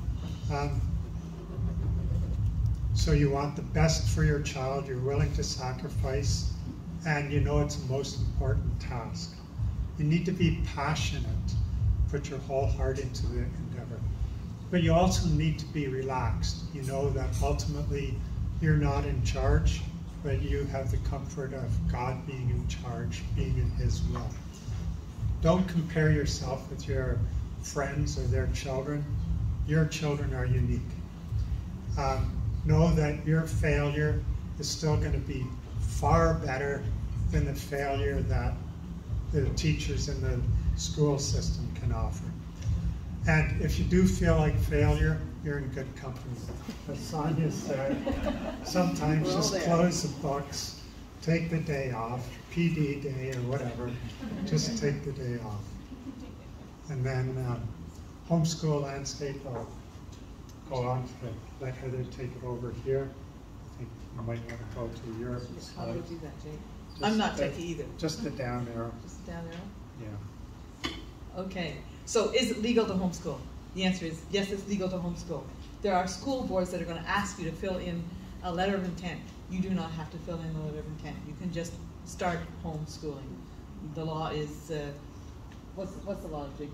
It's up there, but the law is there's compulsory education from 6 to 18. You're excused if you're providing satisfactory instruction at home or elsewhere. Nobody has defined satisfactory instruction. So we as homeschoolers maintain that you as parents determine what satisfactory instruction is. The government will maintain that, no, it's Ministry of Education, school boards that maintain satisfactory instruction. But courts have not ruled on this. Nobody's defined it. So just do it and you're fine. If you decide to file a letter of intent, there are some reasons that you perhaps should, but generally that's maybe 1 or 2% of the homeschooling population. But if you decide that you should, make sure that the school board is not giving you the letter of intent that they have designed, that they have taken the Ontario's PPM 131 Appendix B letter of intent and put their logo on it and added pages of requirements. It's a one-page document where you put your name, your child's name, their age, your address, and your signature. That's about it. And it says, I'm going to homeschool, thank you, bye. That's all that needs to be on it. There are school boards out there that 50% of the school boards are asking for a lot more. So I just want to give you a heads up on that. I looked it all up a while ago. So if I can just summarize. If you're starting from day one and the school board doesn't know about your children, there's no need to do the PPM 131. If you're withdrawing your children from school, it's probably easier. It's a nicer withdrawal method. If you move away from that school board, okay. I'll just. Do you want to wing it or do you want to find it? Could you just wing? Could you just? You just wing it and I'll find it. Okay. So I'm here to just tell you what OCHEC is. It's a networking organization. We network parents. We network parents with their other parents, with curriculum, with vendors. We network with the government so that we can represent you. We spend a lot of time just networking so that parents who start can get into a group right away or be surrounded by a community. So I do, there it is. Okay, that's us, that's our website. You can go on our website and you can find out all this information. It's info@ochec.org. That's a nice picture that we started there. Okay, we are like a parachurch ministry, and what we do is we come alongside parents to help you to raise a godly next generation. That is our goal. We're not here to tell you how to homeschool. We're not here to tell you that you must homeschool. We just like to see the next generation being a godly generation. We have found for us, our boys are 30 to 40 years old now. There's 4 of them. They went on to University of Waterloo in Mech-Eng or Sua-Eng, both. For 3 of them, and 1 of them is a timber framer. That's not our success story. Our success story is that they're all faithful, they're all God-fearing, and they're all wonderful people, and we have a cohesive family that loves one another. That's what we want to do, and that's why we're still here, even though our youngest is 30. So we would just say, homeschool. If you can, homeschool. Find a way to homeschool. Live on 1 income, whatever. Do it because you don't want what's out there now. Even a long time ago, before the current situation, I looked at Jake and I said, with this 6-month-old and all that. What else do? We communicate our culture We can communicate to this culture the value of homeschooling. We spend a lot of time doing that. We help with conflict resolution within support groups. Support groups are groups of families who are like-minded who come together, but then they find that they have an issue among the leadership or something else. They will call us. We will help them work through it, give them advice, talk with them, and usually it clears up, and it's quite challenging to be part of that. Support family, oh yes, right. So support families, you call, we answer. That's what we do. That we're just there for connecting. I get calls for, can you send me a letter for the tax department to indicate that I'm homeschooling? Can you send me a letter for the court case because that we are homeschooling, whatever? Because we have records that they've homeschooled. We have their support group leaders' contact. We have all that information if you're been a part of a support group or if you're a member of OCHEC. We can prepare those letters for you. We support, OCHEC itself supports other provincial and other country and Canada and global homeschooling initiatives because we don't see it as being an end to the goal just to focus on Ontario. We support homeschool research. Some of the funds that we have, we send it out to research people to produce that kind of document that Jake had up there a while ago, showing what those research was that's on homeschooling. And we encourage provincial initiatives like a choir, it's still going on, a library that went out to Ottawa, I think, worldview camps, science fair, local events, you name it, call us, that's what we do. I think I better put my glasses on for this slide. But then, so you can be a member of OCHEC through your support group, but it's more effective if you're a member with OCHEC directly. What we do have is a network of support groups, and we ask that any support group, like this one here, Carlene, wherever Carlene went to, just join OCHEC. It's a free membership for support groups. But then we can connect people to support groups that are in the area. There's a lot of, startups, I guess you could call them, support groups that we don't know about, but people call us and say, I'm living in Dundalk. Is there a support group around me? Is there a co-op? Is there another homeschooler? Connect with us so we can keep connecting people to you. But the biggest benefit from being a member of OCHEC, the membership, is the credibility we have with the government when we want to speak with the government about parental freedoms or homeschooling freedoms, is that we are representing a mass of people, not one or two. That is the very most important part to help fight the legislature. HSLDA needs an OCHEC, needs a provincial organization so that they can respond to legislative pressures also. So we like to network people to each other, and when persons call us, they say, can you connect me to somebody else? We have a privacy thing that we're careful with. But people call us because they know we're going to connect them to other Christian, like-minded families. And that's a credible thing too. And when your support group wants to go on field trips or rent an arena, and they say, I'm part of OCHEC, they say, oh yeah, okay, we're with you. And it's accountability. If you as a support group leader want to know that you're connected with other people, or want to access with other leaders to discuss things, and we provide leadership training. We also have a support group manual on our website. And then there's, of course, the dollar thing that everybody wants, right? I could stop there and just say there's a lot of dollars available to you, discounts. And we fund things, and we have speakers. And how much longer do I have? Like that. Oh, okay. I'm wondering if there's anything else that you want to share with people when it comes to you that they can see on the table there too. Oh, it's finished. It was fun. I don't know what. Look at the timing. It says I'm done. Okay. I am over at the OCHEC table. We run a great convention. Yes, great convention. I think it's a question. Yeah, and yes, Michelle. You didn't talk about the conference. I know it was on one of my pages, but it's gone. So OCHEC does run a conference every year in the spring. There it is. So if you want to talk to them about that, or even get the next dates and what they offer through that, we'll get you to go to their table there at the back. As we have 2 more speakers. Okay. See that sign up there? That's our connecting. That's the map. Go to the map, and there's. And that's what Heather is passionate about. I do that all the time.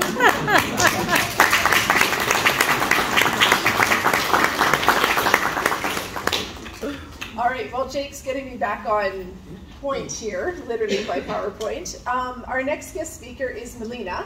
Her and her husband also homeschooled years ago, but from homeschooling, it's led them into seeing a need for homeschool pods. So If you're not into just homeschooling for yourself, maybe your family dynamics don't allow you to do that, there is another option, and that's our Pods Canada. And Melina, if you can come briefly share with us about Canada Homeschool, or sorry, School Pods Canada, that would be great. I'll do that, thank you. All right, so I will follow here, and again, all right, so this is us, School Pods Canada, no worries. Okay, I thought I needed the timer, but I see there's a clock there. All right, so I will start. So this is our contact information, but do come and talk to us about what we are and what we are not. And so this is our family. Our son right now is 14, so this is just a picture of when we got started on our homeschooling journey. So just to give you a background of our history, I am actually a former public school teacher. I left the public school board about 13 years ago, and then I came into the world of homeschooling, and that was amazing. We have only one child though, so he was very social, so he needed to be connected with other children. And so that's when I discovered co-ops, which are wonderful opportunities. And I led a co-op when we lived in Peterborough, Ontario. And one of the things that I wanted to mention was that, it was a wonderful opportunity, but I found out that there were some parents couldn't either homeschool or they couldn't participate in a co-op. And so the pods came about. But why did we start homeschooling? Because our son did go to public school when he was in kindergarten, and he experienced what Anne was talking about. He actually had sensory issues, and it was noisy and it was crowded, and he didn't even talk. He stopped talking for his first year of kindergarten. And he, the second year of kindergarten, we moved him to another school. He did better there, but still, that wasn't still working because of the overstimulation school, huge classrooms. So that was one of the reasons, but the other reason is the second year of kindergarten for our son, we got a letter home. It was 2006, I believe it was, around that time. And that letter said, as of the spring of this year, we're going to introduce the new sex ed curriculum that is going to educate children about sexuality and so forth. And my husband and I, as parents, said, well, nobody ever consulted us what we would like to be taught to our kids when it comes to sexuality. That was something we felt that we should be teaching our child at a time that is appropriate for his age. And we found that even from kindergarten, they were going to introduce terminology and things that we were like, we're not comfortable about that. And so many factors really contributed to us deciding to homeschool. Everybody mentioned why should you homeschool. There are many good reasons. As we've spoken about the fact that homeschooling can get discouraging sometimes, right? And so you do need that support community. And I just wanted to give a couple of quotes here that one of the things is with School Pods Canada is what we discovered is that if you want to improve education, you have to start with the moms and dads at home, okay? Because we all have been product of a system that we've gone through. Homeschooling wasn't such a common thing, especially here in Canada, even like a couple of decades ago. And so a lot of parents find out that they have to change their mind about education. And the other thing is that a lot of parents are talking about our freedom and freedom of choice right now. Well, freedom isn't free, right? You can say yes to your dream or to what you want, how you want to raise your children, but then negotiate the price. So there is a price. I just wanted to just introduce that there is a price, and we have to be willing to be part of a community. So what happens when you join a wonderful co-op and it's going well, but things happen, some of the parents can't participate. Like I said, in the co-op that I was part of in Peterborough, we found there were several families with children who, one child in a family would be highly autistic, and that parent would need to spend all their time with that child, and all the other siblings were not getting the attention. Okay, and sometimes exhausted moms will say, I know this is a co-op, but can I just drop off my kids and pay some money just so I have that time with that autistic child? there are situations where the parents are not on board, about homeschooling.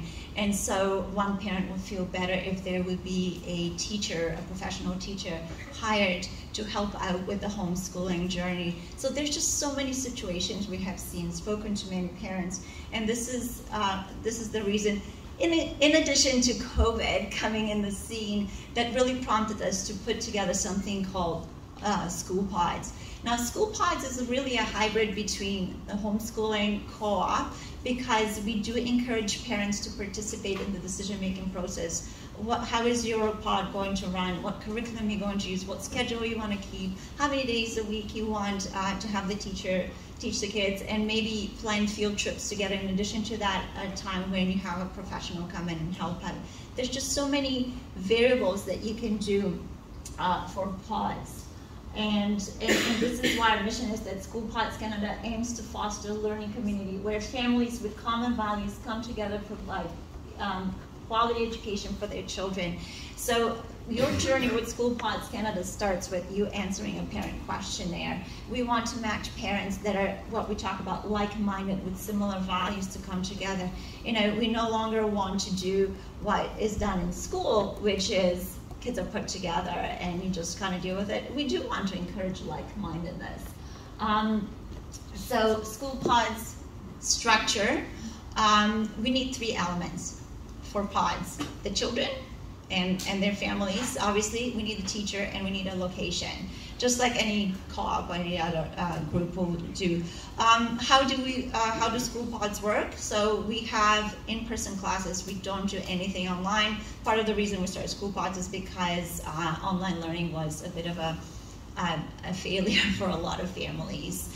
And so they're held at it's either the teacher or one of the family of the pod hosts, or some private spaces provided, alternative spaces provided for the pod. And our recommendation is that one teacher would work with 5 to 10 children at any given time.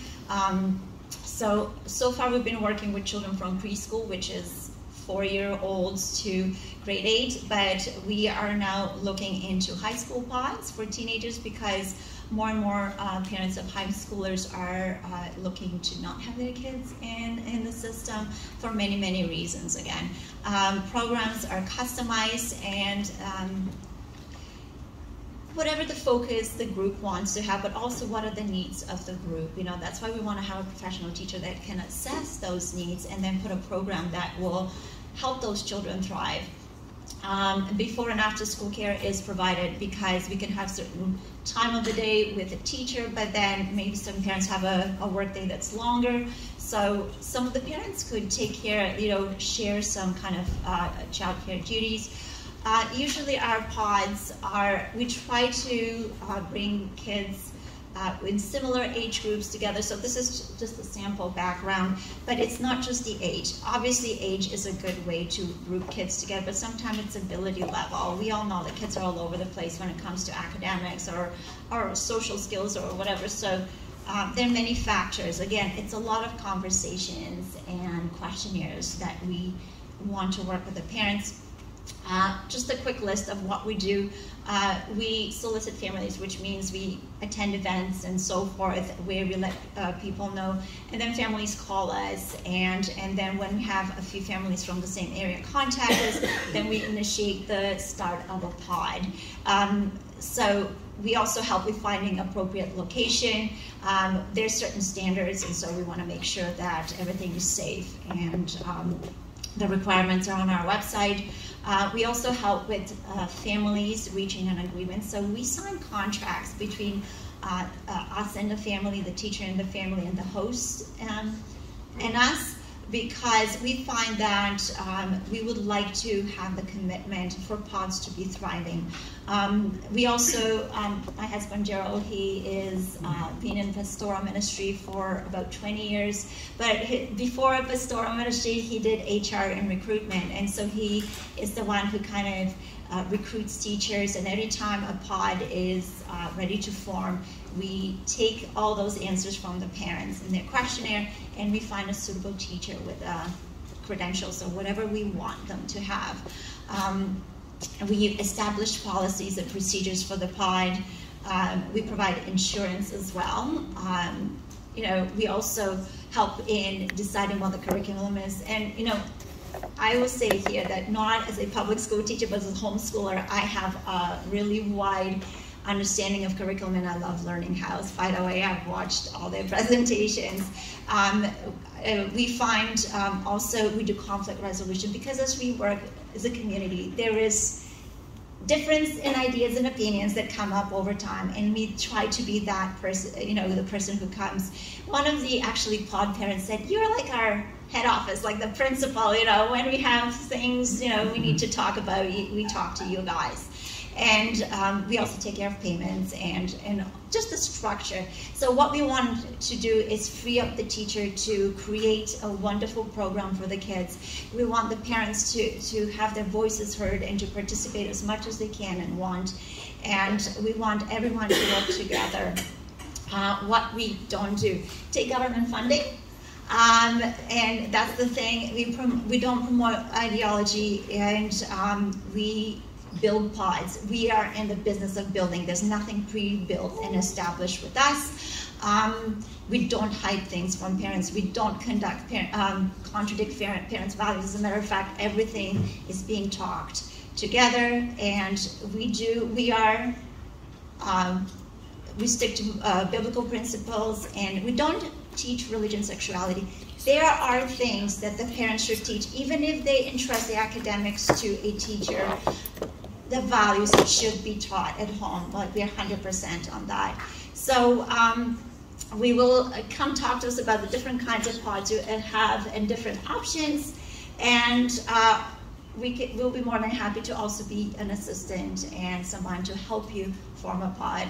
But we could also be there to hold your hand and make sure that the pod is running through the year. So thank you so much. Come talk to us for more.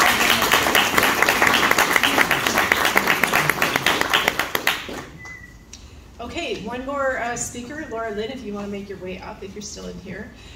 Laura Lynn is just going to quickly talk on her booth over here, her table for CCEM, because churches are an important part of our education and supporting family. And so CCEM you've just been intricately involved with the churches in trying to get a school out of the church building and finding churches that will host things. And so I'm going to let you speak on that.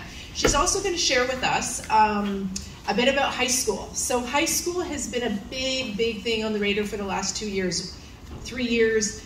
For many people that didn't think that they would ever teach their kids at home, and we can do some Q&A, you can talk to some of the homeschoolers around here, but does your kid need an OSSD? If you want to go that route, you can, you don't have to, but what do I do? And we've really been seeing a boom in the high school area.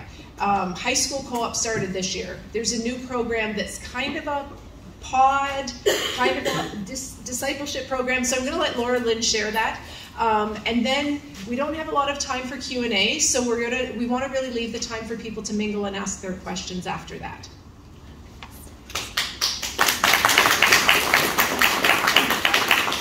All right, so you've been hearing a lot tonight, so I hope to be brief, but I am excited to share with you about the Canadian Christian Education Movement. And so CCEM, or out west, they call it CSUM. I'm having a hard time getting that in my head that we're now called CSUM for short. But anyways, we exist to help churches, parents, and educators provide Christ-centered educational initiatives in their communities. So why Christian? Why Christ-centered education? Well, let me share this quote with you, and you may have heard it before. We cannot continue to send our children to Caesar for their education and be surprised when they come home as Roman citizens. So we at CSUM envision seeing the next generation biblically literate and walking their entire lives with Christ, being citizens who can be transformative in their culture and the world. We want to grow the church while growing the next generation. We align with the role of parents and families and see how the church is uniquely positioned to be part of that solution. So the vision of CSUM is to see every church in Canada engaged in Christ-centered education to serve their community, to be engaged in some way, shape, or form.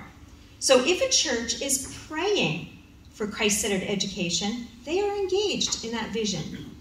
A church is engaged when it offers space for homeschooling, groups, or learning pods, or co-ops. So having an event similar to this evening is another way of being engaged. And churches typically have the capacity to help home educators or other Christ-centered educational programs by offering the use of their space. The space usage ratio for church buildings is approximately 15 to 17%, meaning 80 to 85% of the space is empty the majority of the time. So what does CSUM offer for this vision to be realized? Well, CSUM offers free services to help your church or your parent group take your vision for Christ-centered education and launch it. Yes, you heard that correctly, free services. And what services do we offer? Well, we partner together. We offer support through coordinating local town halls or summits, promotion of that event, networking. We offer market survey to direct your decisions about the type of Christ-centered education that's needed in your community. We serve as guides on educational task forces or committee. We offer referrals to educational models, organizations such as these people up here, curriculum and providers. And then we can guide through some of the government and legal hurdles. So CSUM supports Christ-centered education like home education, homeschool pods, and co-ops. We are helping churches and groups assess the needs in their community and then draw alongside to support the launch of Christ-centered initiatives. So we can help you, we can help your church, we can help your parent group realize Christ-centered education for your community. So what's really exciting is in my role with CSUM, I've had the opportunity to work with a group who have developed a wonderful and intriguing opportunity, and I've been asked to share about it. So before I share, I want to ask a question. How many of you have a child in high school or entering high school in the fall? Just raise your hand. Oh, great. How many of you within the next 10 years will have a child entering high school? Oh, a few? I think there might be more of you. So, over the next few minutes, I'm going to introduce you to a high school learning pod starting in February right here in Elmira. So, a little bit of the background. Now, let me just see. Here we go. High school learning pod. So the learning pod is motivated by several reasons, but the comment mentioned by an individual while reminiscing about discipleship programs captures the essence of the learning pod.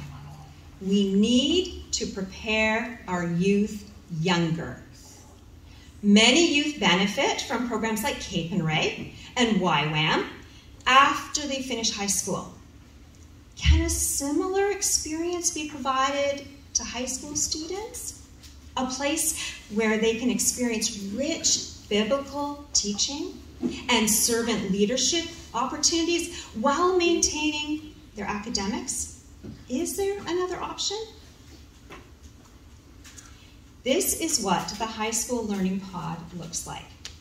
During semester 1, students continue with the education plans already in place, whether that's public school or homeschooling.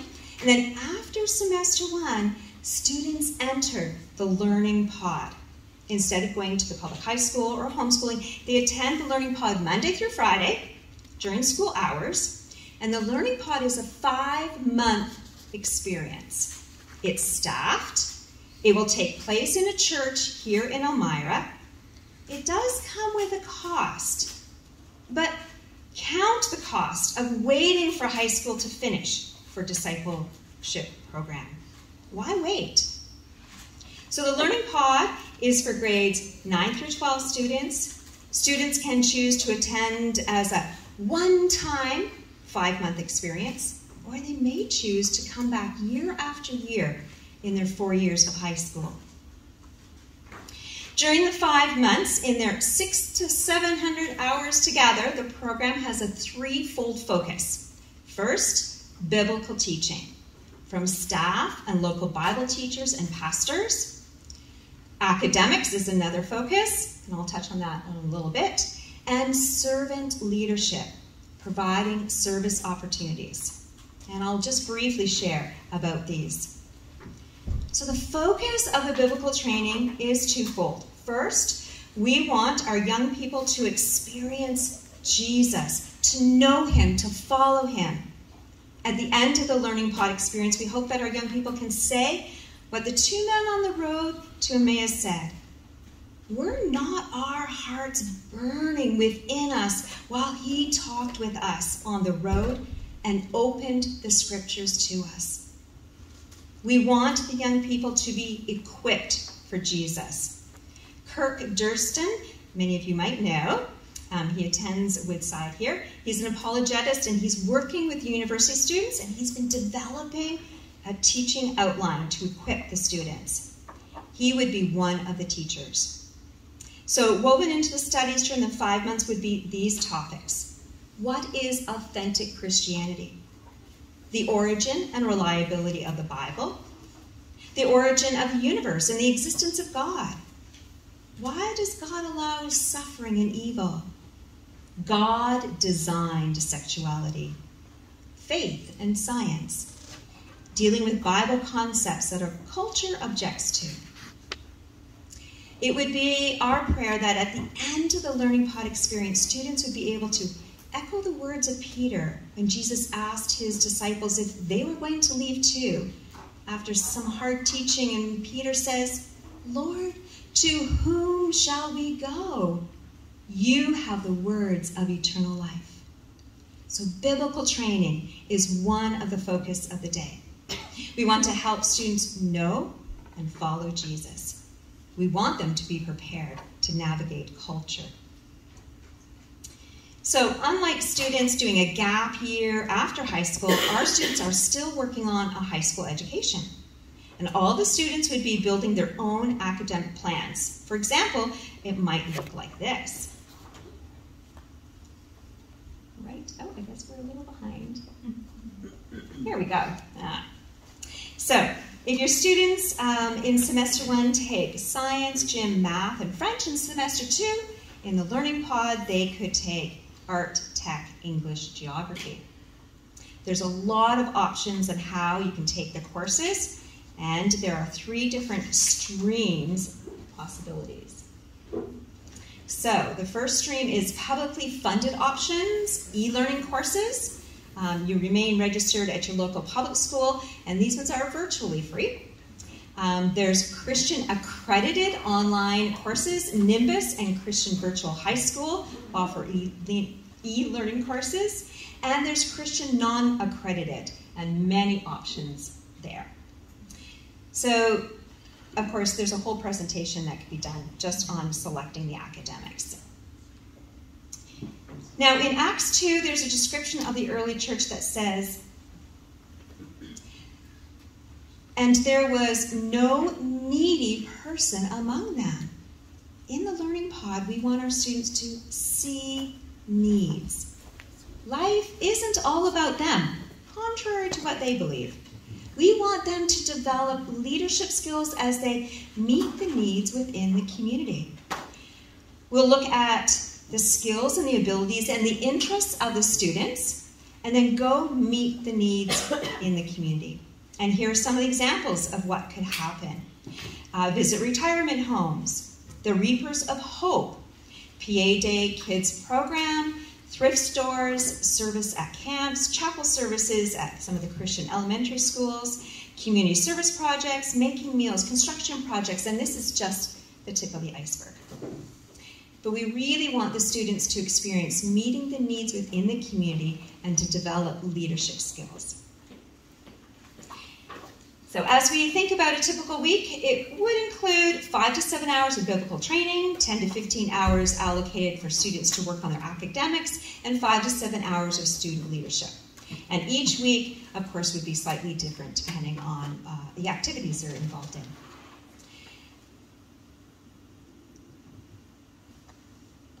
So as you can see, Christ-centered is the focus, 10 to 15 students.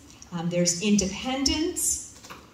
The location here in Elmira, it's on a city bus route. Staffing, there are 2 teachers, facilitators, as well as volunteers, and it will have oversight of a board. So what I've given you is very short. It's usually an hour-and-a-half presentation. So if you have questions, delighted to answer your questions. And again, I just ask you to count the cost of not participating. Thanks.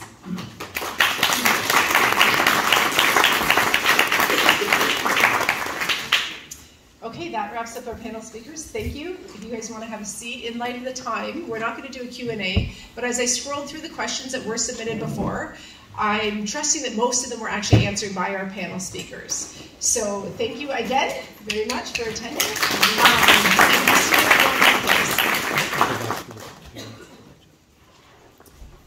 So powerful and so much more to talk about, right? I think that's just a good indication that we need a few more of these for sure. So thank you, Sonia. Thank you to our panelists. Thank you for the rest of our vendors. And actually, we just had a little bit of a switch up. So we really, for those of you who haven't spoken to Reverend Francois in the back here, and you know, as I'm speaking, I'm just thinking of reflecting on how these things unfolded. Like when we had our first event in January,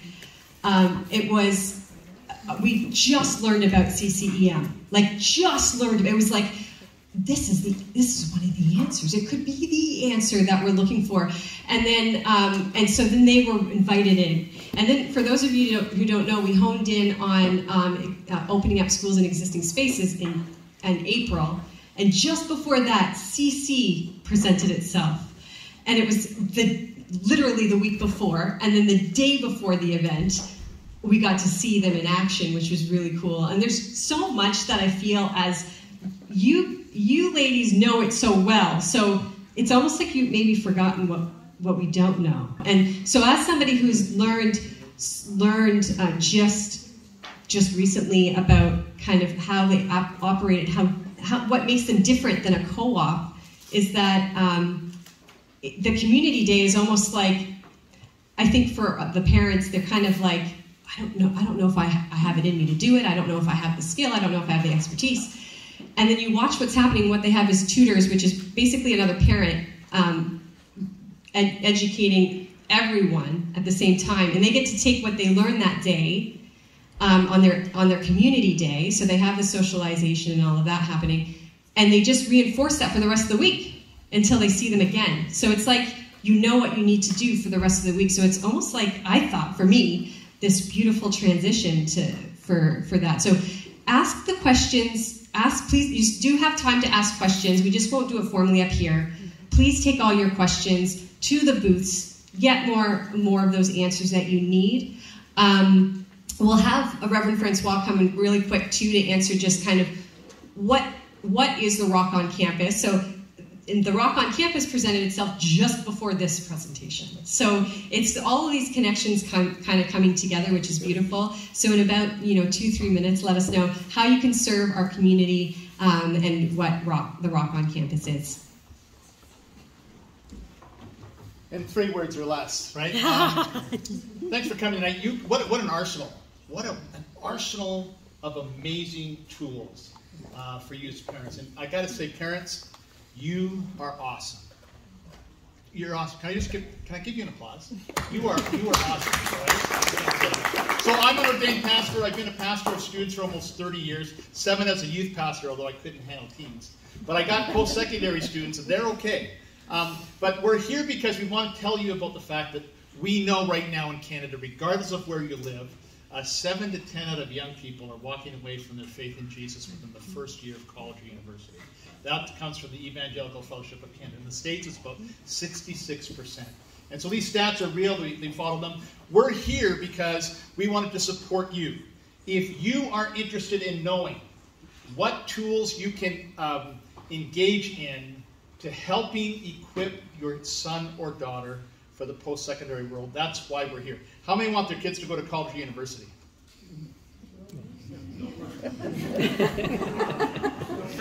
Question mark? It is a reality that in the current job market, they're going to have to hit that, all right? I can tell you that less than 15% of jobs in Canada require a degree. So they're probably going to go apprentice, they're going to work that way, or they're going to go to college. Colleges are, essentially, they are driving the economy of the country, right? I am here because we decided to plant 75 chaplains on we have 150 college campuses. We're going to put 75 in the next 5 years. That's a big task. We also want to go into the province of Quebec. We got a lot of things going on. Happy to talk to you about that. But we want to equip parents. We're an extension of the local church. We want to help parents prepare for the post-secondary year. And here's a statement I'm going to leave you with, and then I'll be at the back to talk to you. Homeschooling is absolutely wonderful, but it's a process.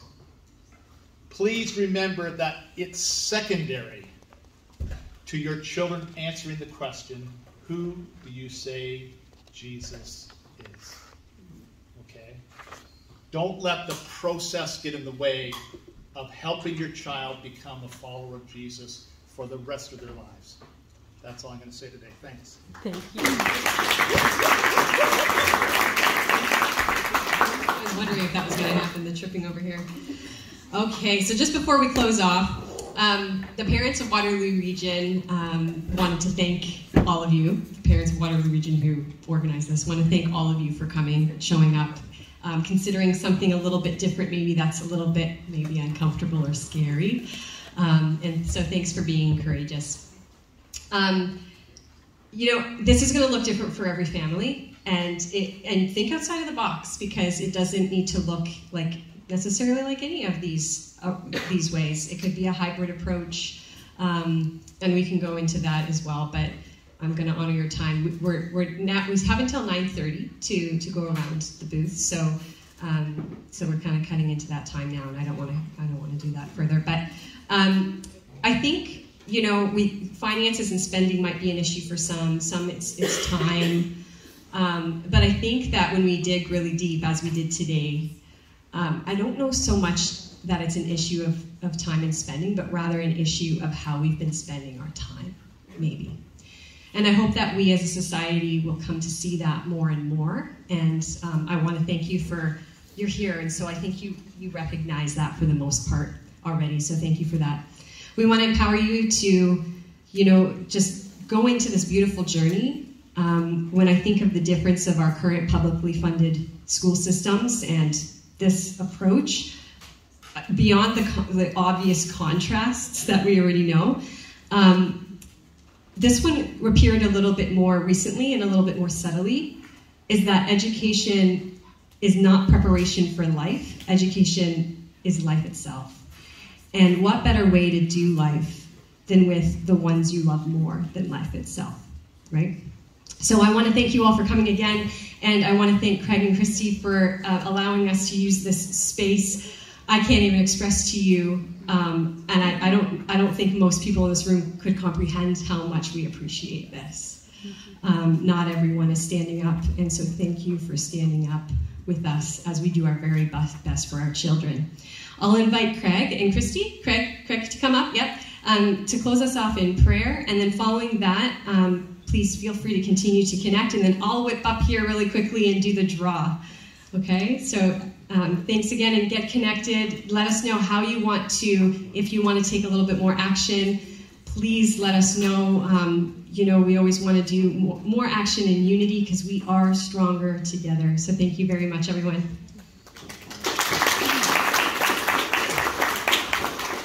I just want to say thank you to the committee for organizing this. I wish something like this was available 11 years when we started. So many resources. It's amazing. And I love tonight just hearing all the different connections and the encouragement to work with the local churches from CCBM and the last speaker there and a few others too. It's fantastic. The verse that came to mind was Proverbs 9. The fear of the Lord is the beginning of wisdom, and the knowledge of the Holy One is understanding. I just want to leave that with you tonight. So let's pray.